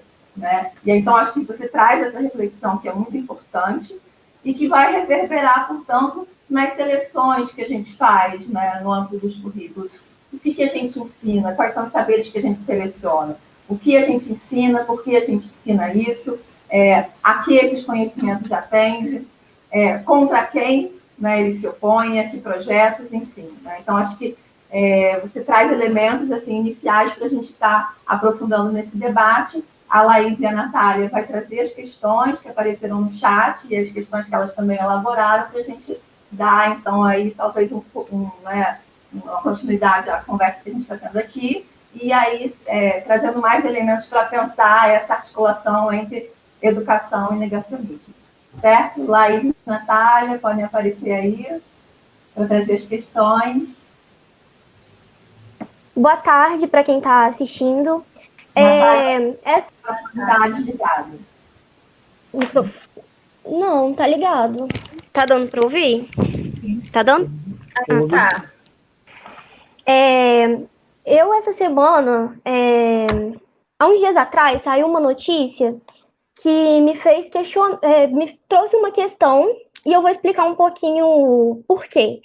A notícia que saiu foi relacionada a um médico nos Estados Unidos, que ele veio a óbito e alguns dias antes ele foi vacinado. E se você lesse as notícias que saíram, você conseguia entender a própria empresa responsável pela vacina fez uma declaração dizendo que seria muito pouco provável que ele tivesse morrido por causa da vacina. Mas as manchetes, a manchete das notícias trazia a seguinte frase: médico morre após receber vacina contra a Covid-19. O que eu acho que dá para entender, para quem está acostumado a só ler a manchete, a entender que a pessoa morreu por causa da vacina. E eu queria saber, nós como educadores, o que a gente poderia fazer para os nossos educandos não caírem nesse tipo de armadilha? Porque essa foi uma notícia que nas redes sociais causou um alvoroço. Eu vi muitas pessoas falando que não iam tomar vacina justamente pelo risco e tal. Então é algo que traz em xeque, é uma notícia que trouxe em xeque a segurança da vacina. Então eu gostaria de saber como que nós podemos contornar isso na educação.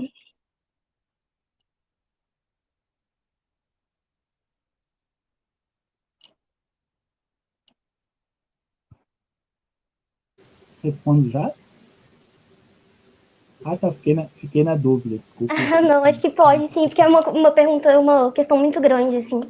Sim, de fato. É uma questão excelente, assim, Natália.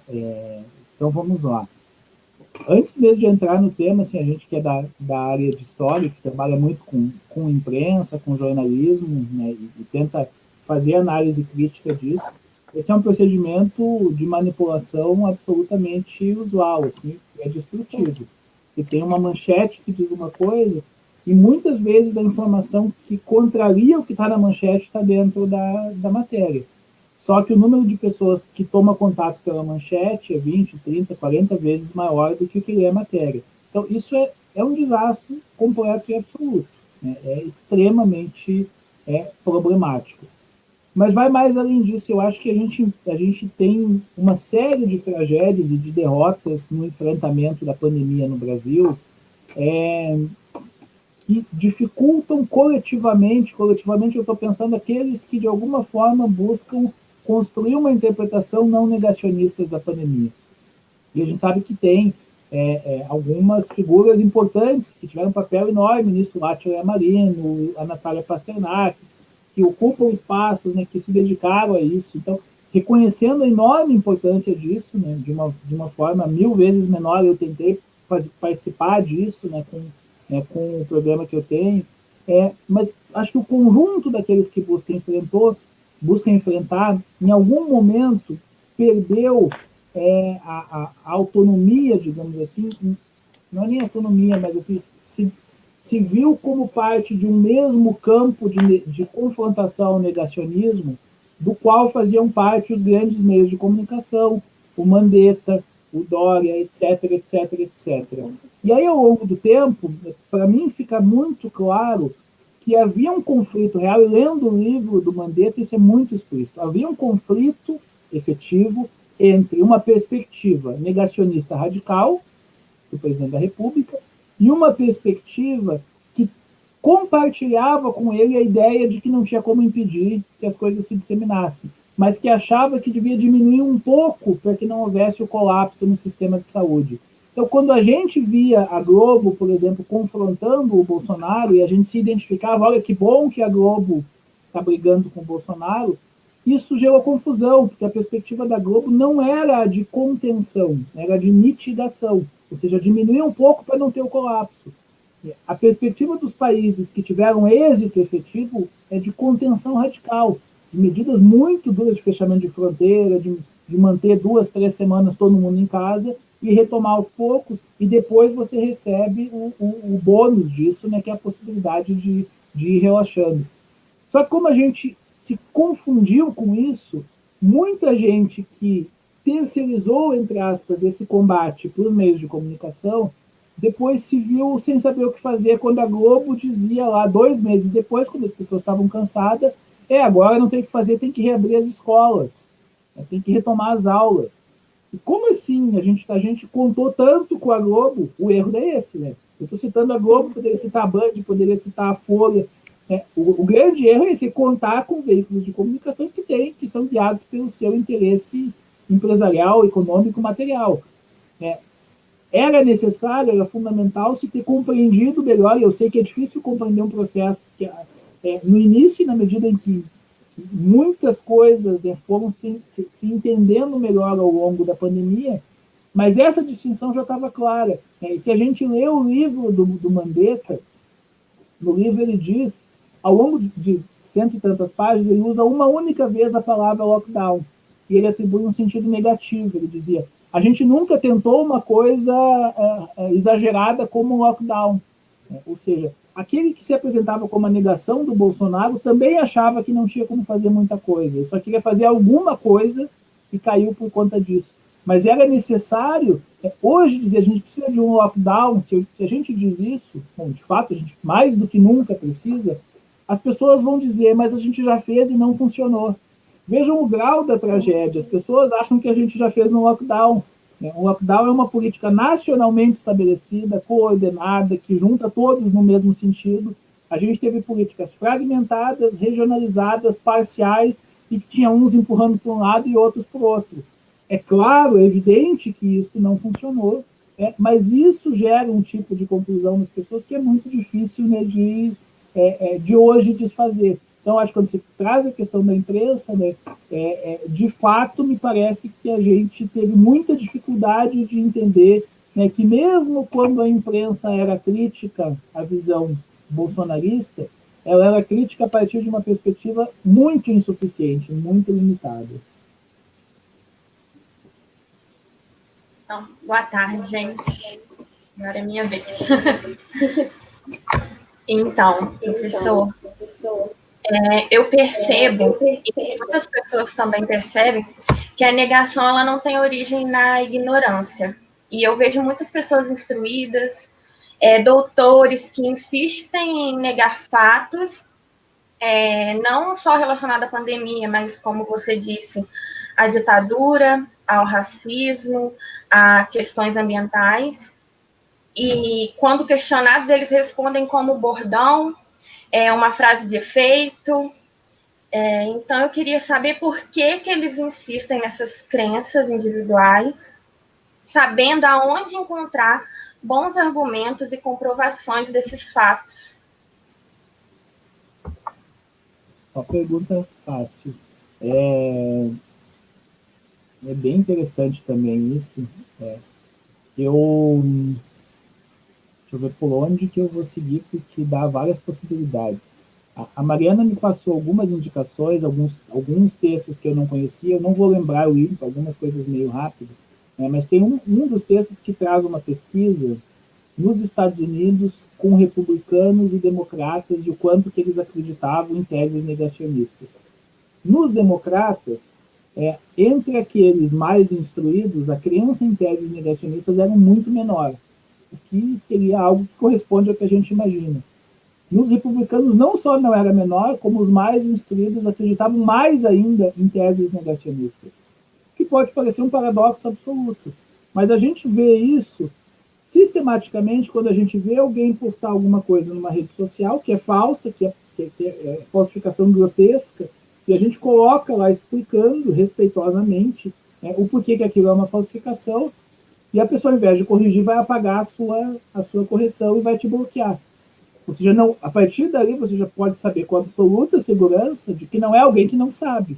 É alguém que se sente cômodo em reafirmar aquilo que, em tese, ele sabe que é mentira. Se ele acredita ou não, no fundo, né, e acha que a ciência é parte da conspiração do esquerdismo, do comunismo, do que seja, dependendo de como ele acredita, não é a falta da informação, né, é uma vontade convicta de reafirmar, né, aquilo, o que é bastante problemático e remete, acho que, a uma das coisas que é das mais impactantes, que é o fato de que nós temos, né, já é muito impactante que nós temos muitas pessoas no país hoje que acreditem no kit de tratamento precoce, nesses remédios, né. É bizarro porque a gente tem um conjunto de informações, tá, mas as pessoas supostamente não sabem. Mas o que eu penso de um médico que receita isso? Tem médico que receita isso porque é pressionado. A gente sabe hoje de coisas, né, o que está acontecendo em Manaus, o Ministério da Saúde pressionando os médicos para isso. Mas tem médico, efetivamente, que receita isso sem ser pressionado. Ou porque ele acha que isso corresponde à expectativa da pessoa. E é mais fácil para ele se livrar dela, mas seria uma atitude criminosa. Ou porque ele realmente acredita nisso. E é como que a gente responderia à possibilidade de que tenham médicos, a gente sabe que tem um nível de seleção elevado para alguém entrar numa faculdade de medicina, né? Portanto, em tese, seriam pessoas com uma capacidade intelectual. Como que a gente... É possível que médicos não entendam o mais básico de um procedimento de pesquisa para conseguir entender, né, que a pesquisa que foi feita lá aquele plano de previdência de São Paulo, né, pela médica defensora da cloroquina, que aquilo, assim, eu que não sou da área, que eu sou absolutamente ignorante na área da saúde, olha aquele estudo, isso aqui é um absurdo, isso aqui não segue nenhum dos procedimentos, né, como o relatório da pesquisa do Didier Raul é um absurdo completo. Será que é possível que tenham médicos formados que não consigam compreender isso? Eu não tenho a resposta, mas eu vejo a resposta que o pessoal do Instituto Questão da Ciência né, no Diário da Peste, que é um programa que eu recomendo muito, né, um programa semanal de acompanhamento da pandemia, não sei se eles vão retomar agora, nesse ano, mas que a Natália Pasternak discute e defende. Sim, há um problema gravíssimo de formação nos médicos que faz com que médicos não compreendam o mais básico do processo de investigação na sua área. E aí a gente entra uma vez mais na questão que eu já tinha mencionado antes, que é assim, eu não vou convencer as pessoas, né, da ciência dizendo que tem que acreditar na ciência. É um pouco a relação com o médico. Às vezes a gente diz, não, você não tem que discutir com o médico. Não tem, você tem que inclusive, que perguntar por que o médico está receitando uma coisa. Essa ideia, né, de estabelecer uma autoridade divina para a ciência, claro, eu sou historiador, ninguém coloca uma autoridade divina para o historiador, coloca só para o médico, então eu sou suspeito nisso. Mas nenhum cientista de nenhum tipo deve reivindicar isso, né? Não é esta a forma de confrontar o negacionismo, é de fazer com que a pessoa compreenda por que aquilo não faz sentido, e que ela questione efetivamente. A gente tem hoje, infelizmente, me parece um estatuto social, né, dos médicos, em particular no Brasil, que coloca como sendo algo distante, como algo acima, né, da própria possibilidade de questionamento, que tem a ver, que se expressa no nível de renda, que se expressa numa série de coisas. Não é a melhor forma, né, de impedir isso. A melhor forma seria ter um percurso muito mais amplo, né, de disseminação de informações básicas e fundamentais que permitisse às pessoas não só entender, mas questionar. A gente não vai passar a ser científico acreditando sem questionar na ciência. É um paradoxo em si que eu acho que a gente precisa identificar e dizer não é este o caminho. Eu vou fazer mais uma pergunta que a colega da turma mandou para a gente, que é a seguinte. Algo muito recorrente nessa época de pandemia é a disseminação de vídeos com o intuito de descredibilizar as vacinas, indicando uma falsa aplicação da vacina em pessoas famosas. Alguns casos mostram a seringa tampada ou sem agulha, falta de conteúdo na seringa, e outras mostram até como se a enfermeira não apertasse o êmbolo. Esses vídeos circulam o tempo todo em diversas redes sociais, como Facebook e WhatsApp, e podemos presenciar diversas pessoas falando que não tomarão a vacina depois de assistirem esses vídeos. Certamente, esses vídeos exercem grande impacto na população e nitidamente podem influenciar, prejudicando a cobertura vacinal tão importante para o combate do Covid-19. Nesse sentido, na sua opinião, de que forma as fake news podem ser efetivamente combatidas e o que pode ser feito para reverter o impacto que elas têm gerado na sociedade? É uma pergunta da Thalita. Obrigado. Então, até isso me lembrou que talvez eu não tenha respondido inteiramente a pergunta da Natália no aspecto mais específico, né, da vacina e, né, do efeito. E acho que dá a oportunidade de fazer isso. Em relação primeiro, assim, a gente talvez teria que separar o que é falsificação mesmo, e aí entender isso como crime, né, porque provoca morte, porque não é uma coisa, não é um ato político, né, é um ato criminoso, ainda que tenha uma intencionalidade política, e tratar dessa forma. Quem fez essas falsificações, quais são os veículos, né, que disseminam isso, que dão um ar de credibilidade para isso. E outra coisa é entender que tem coisas, entender a dinâmica da pandemia para compreender que determinadas coisas são esperadas. Quando a gente não pensa a vacina como algo a partir da lógica da imunização individual e não coletiva, a gente está despreparado para responder. Alguém diz, mas a pessoa tomou vacina e ficou doente. Como assim? A gente tem que entender que esta é uma possibilidade, que a vacina tem eficiência enquanto imunização coletiva, e vai ter essa eficiência quando um percentual da população suficiente para interromper a transmissão estiver vacinada. Antes disso, só que hoje, começando, né, pelos que têm mais recursos, que estão pegando o avião para ir se vacinar em clínica particular nos Estados Unidos, a ideia de que isso vai resolver o seu problema específico é uma ideia falsa. porque mantendo a transmissão comunitária, inclusive a possibilidade de mutação se mantém, a possibilidade de uma série de outras coisas se mantém, e não tem garantia nenhuma de que não vai, de que pode fazer qualquer coisa agora porque já se vacinou. A vacina, lógico, eu estou falando de uma coisa que não é da minha área, né? Então, podem corrigir qualquer coisa, mas eu acho que isso é básico. Assim, a lógica da imunização é sempre coletiva, né? Ela não é individual. É de interromper o ciclo de transmissão. Né? Se consegue isso com diferentes patamares, né, de eficiência. Então, acho que a gente precisa entender isso, né? É um papel, sobretudo, né, daqueles das áreas das ciências da saúde, que disseminem informação, né, que façam isso se tornar compreensível, para que a gente possa responder, não, isso que está nessa manchete é criminoso, porque o que está no conjunto é uma situação normal, esperada, ou isso aqui é uma falsificação. Quando é falsificação grotesca, né, não adianta, não é uma questão de saber para conseguir saber como desmentir, não, isso é falso, isso é mentira, isso é uma montagem, né, como a gente vê isso de forma industrial quase, né, pelo chamado gabinete do ódio. Aí o problema é outro, o problema, né, é de contar com instrumentos que tenham uma dimensão suficiente, né, para contrapor. Né? A gente precisa ter canais de comunicação, a gente precisa ter projetos, a gente precisa ter, e a universidade tem um papel nisso, né, ter espaços de intervenção que consigam confrontar essas coisas. Mas eu não abdico, né, acho que a gente não pode renunciar, né, a compreender como crime determinadas coisas. Né? A falsificação que produz mortes, que produz comportamentos de risco, que produz aumento de incidência, ela tem que ser tratada, né, como algo criminoso. Acho que a primeira coisa da resposta tem que ser isso.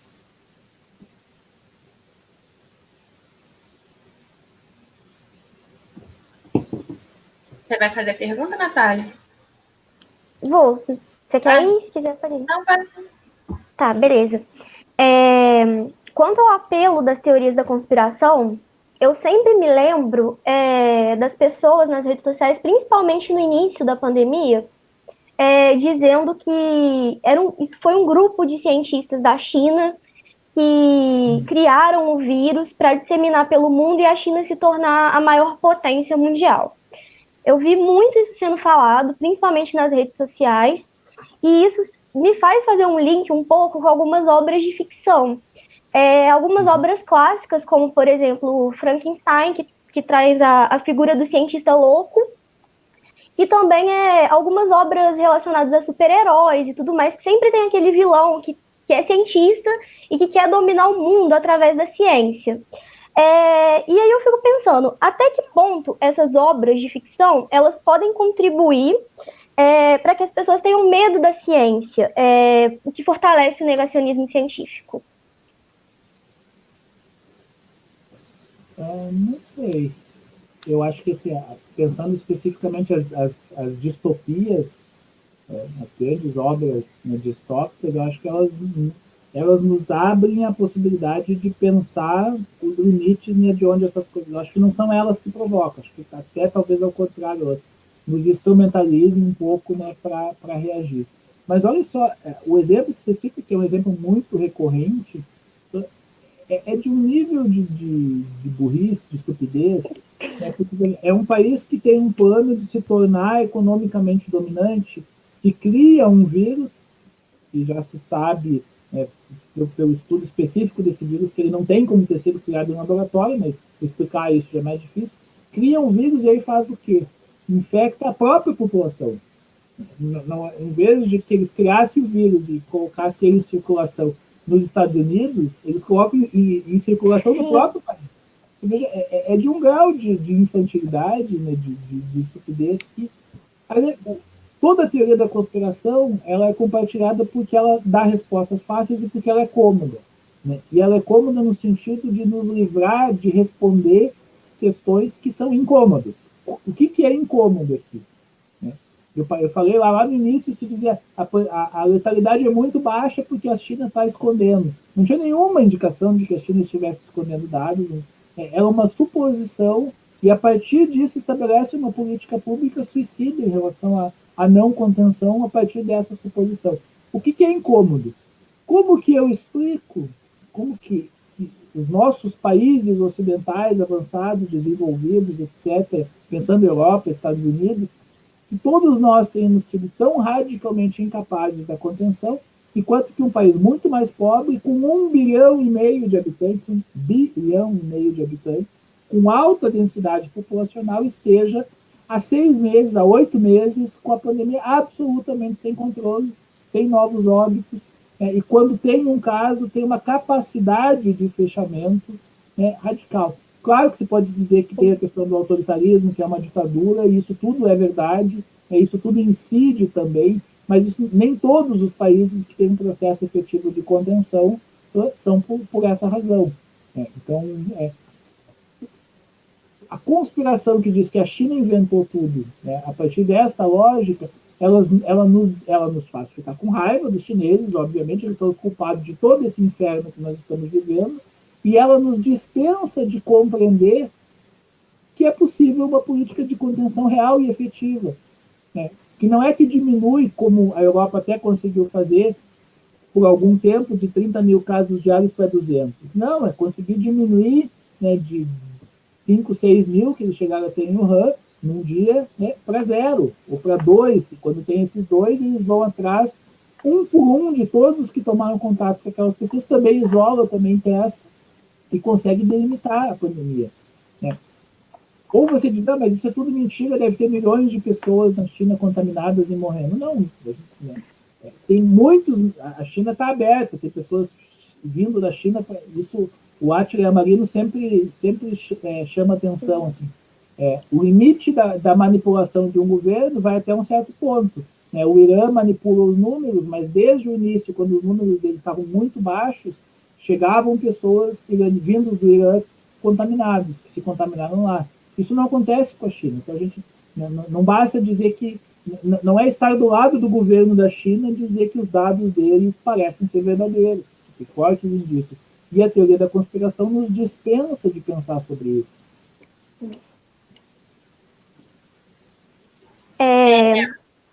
Você vai falar, Natália?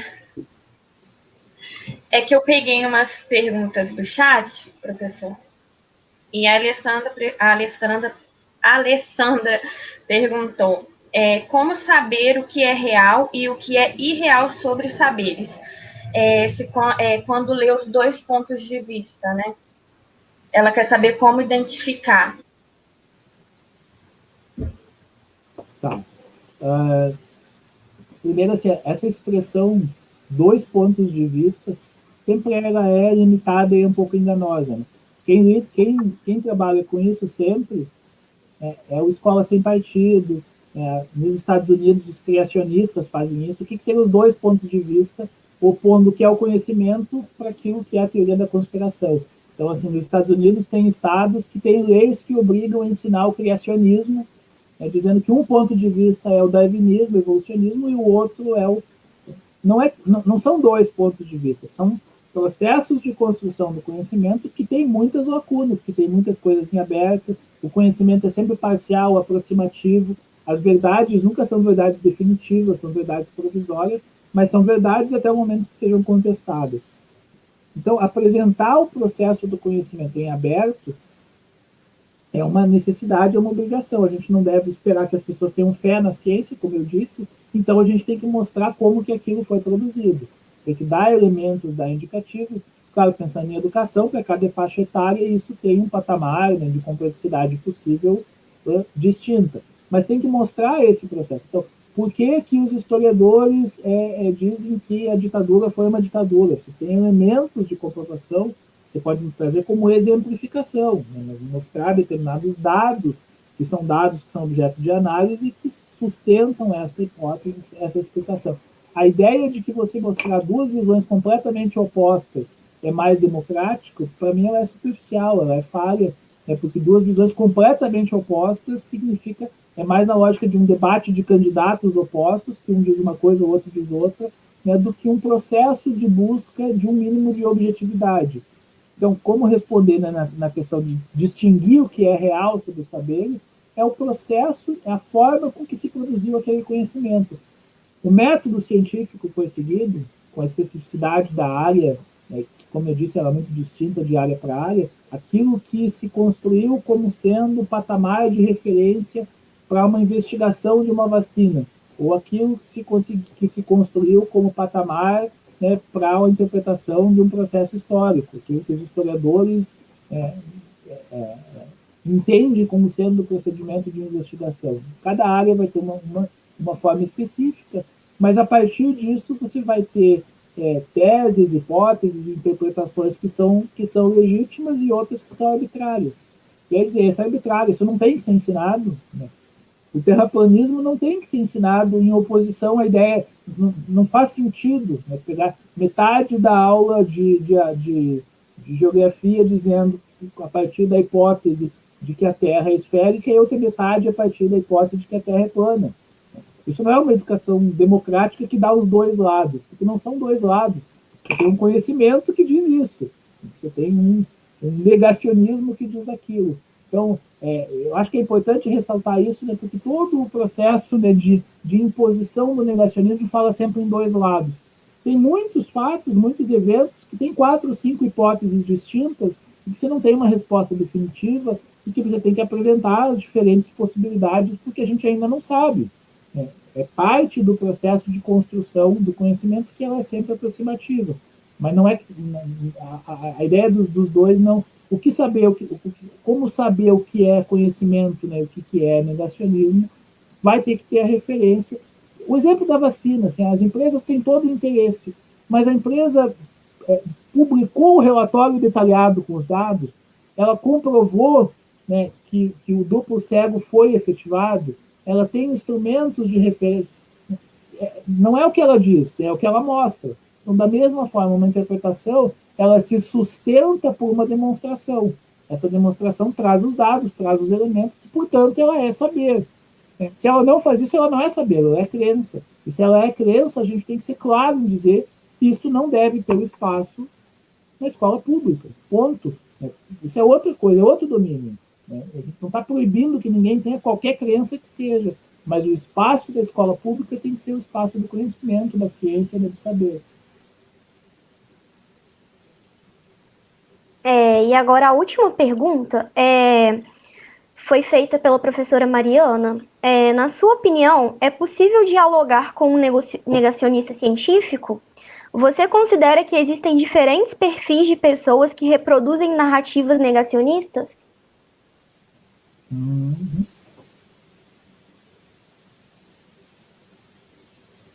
Deixa eu só fazer, me permite, um comentário muito... Não, desculpa, vou começar por aqui, que é melhor. Porque eu acho que também é muito rico.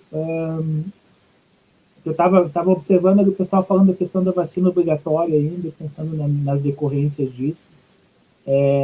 Mas, de fato, tem diferentes perfis negacionistas, tem essa ideia, essa percepção assim, de que forma que a pessoa reage quando ela é confrontada com a informação. Antes disso, assim, eu estou meio preparado na resposta, pensando em várias coisas ao mesmo tempo. Mas antes disso, assim, pensar a pior forma de lidar com isso é uma forma de um argumento de autoridade que pareça arrogante. Então, muitas vezes a gente não consegue se conter porque o que a pessoa está falando é absolutamente descabido. Mas se a pessoa efetivamente não tem informação, está enganada, acredita nisso, e que a maior parte das pessoas que propagam isso, né, não são aqueles que conscientemente estão manipulando, né, a melhor forma é tentar trazer informação e que a pessoa compreenda, que a pessoa entenda o procedimento, o processo que mostra pelo qual aquilo é falso. Né. Aí, o exemplo lá, uma vez mais, né, da cloroquina, se você traz o dado de pessoas que tomaram esses remédios milagrosos e morreram, você tem uma base para questionar. Será que a experiência individual ela dá uma resposta definitiva? Teve gente que tomou e que não teve nenhum sintoma. Teve gente que tomou e que teve sintomas e se salvou. E disse que foi porque tomou que se salvou. E teve gente que tomou um remédio e que morreu. Como é que você explica isso? Mas para mim funcionou. Mas aí você mas e quantos tomaram e quantos não tomaram? Trazer elementos do procedimento científico, trazer elementos do processo de construção da informação, permite que a gente tenha uma referência e se a pessoa estiver disposta a dialogar, né, o que não que a gente, parece que às vezes cai muito na armadilha, a pessoa fala uma coisa dessas, às vezes é robô, às vezes é coisa programada lá para... Aí não tem jeito.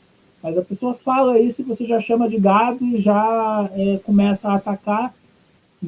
Não necessariamente isso vai ser mais efetivo do que você ter paciência, né, e tentar entender de onde a pessoa tirou aquela informação e tentar ver como que ela está interagindo com aquilo.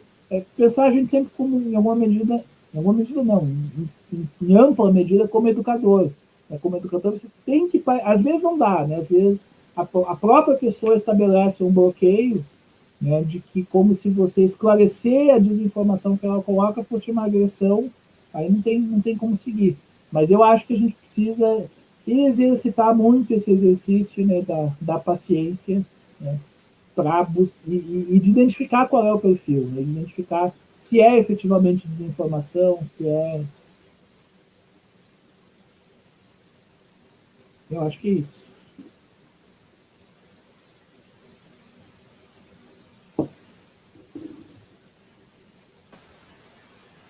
Gente, então, encaminhando agora para o encerramento, obrigada aí pelo debate, né, pelos importantes questionamentos e perguntas para a gente aprofundar, né, a nossa reflexão.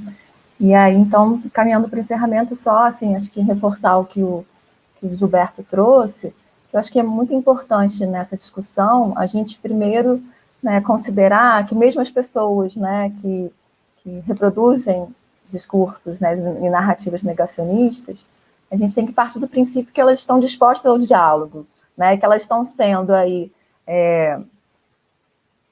bombardeadas de desinformação e que elas têm acesso, e que os seus direitos, né, a uma escola de qualidade, a bens culturais, né, são historicamente negados e que elas estão abertas ao diálogo, né? Então, eu comecei a fala falando de Paulo Freire, evocando Paulo Freire, e eu gostaria de terminar, né? Paulo Freire vai dizer que a vocação ontológica do ser humano é ser mais.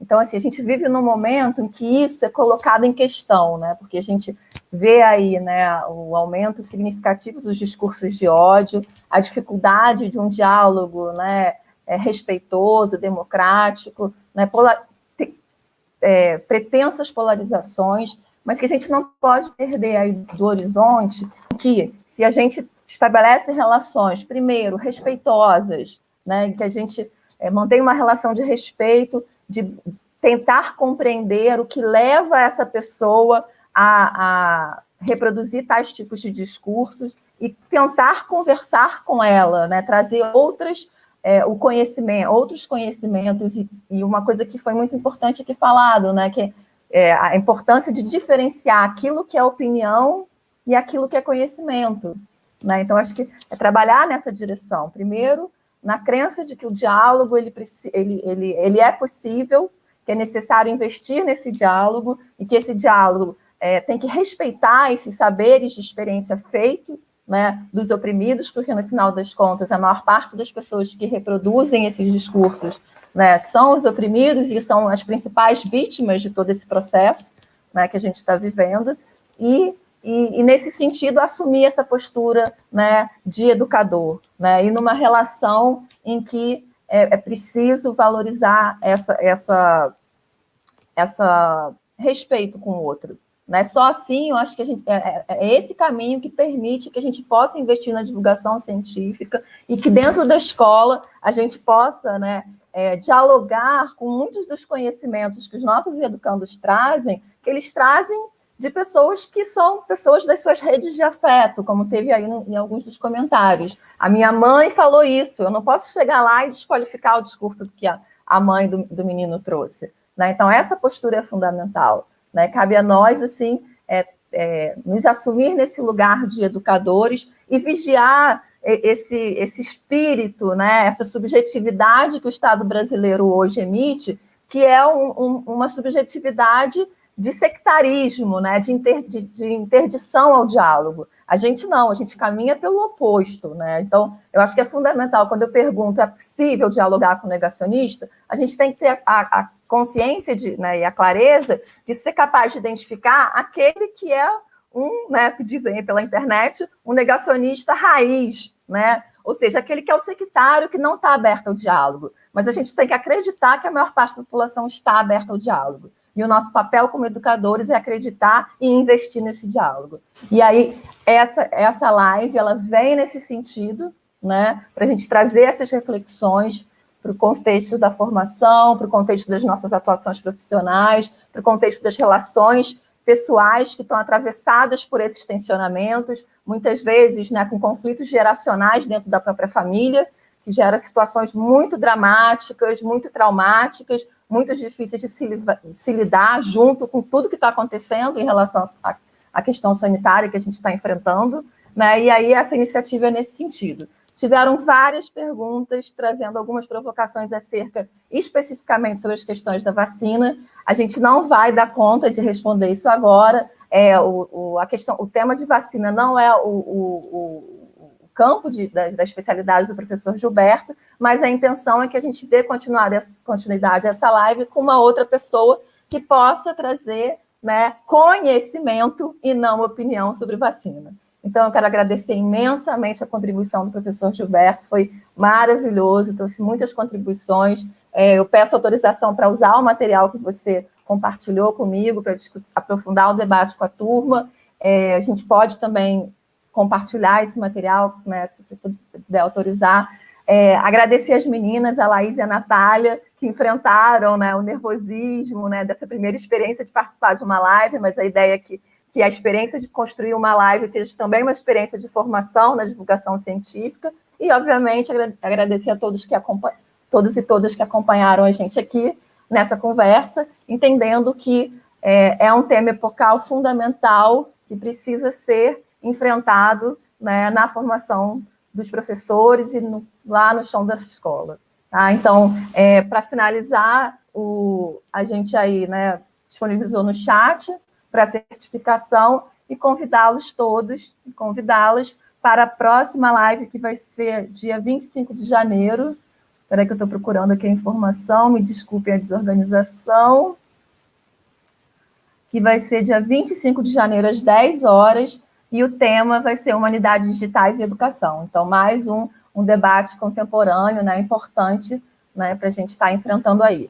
Então, muito obrigado, força para nós, né, força nessa caminhada ainda, né, que a gente ainda vai ter que enfrentar até uma imunização, né, de massa da nossa população, especialmente diante do que a gente tem, da política que tem sido produzida pelo Estado brasileiro, e esperamos vocês aí em outras oportunidades. Curtam o canal, né, do YouTube na Faced, certo?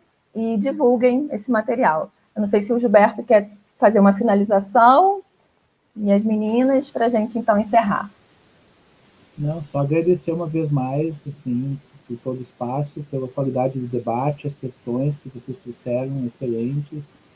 Fico muito satisfeito e achei bem legal saudar uma vez mais. Eu repasso de novo o material revisado, assim, certinho, fica já autorizado. Tá ótimo.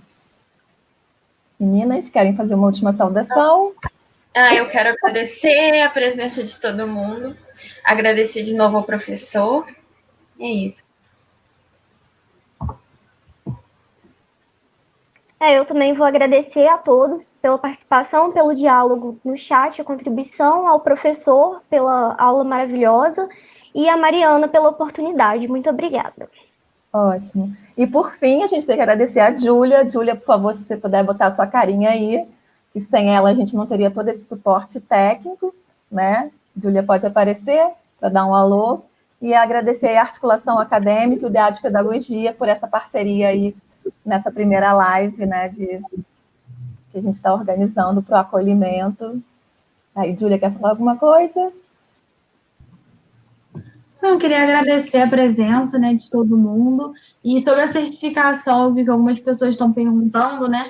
A gente colocou no chat, mas também está na descrição do vídeo. Então, até amanhã está aberto, e aí é só clicar lá que está disponível ainda. Certo. Então é isso, gente. Muito obrigada.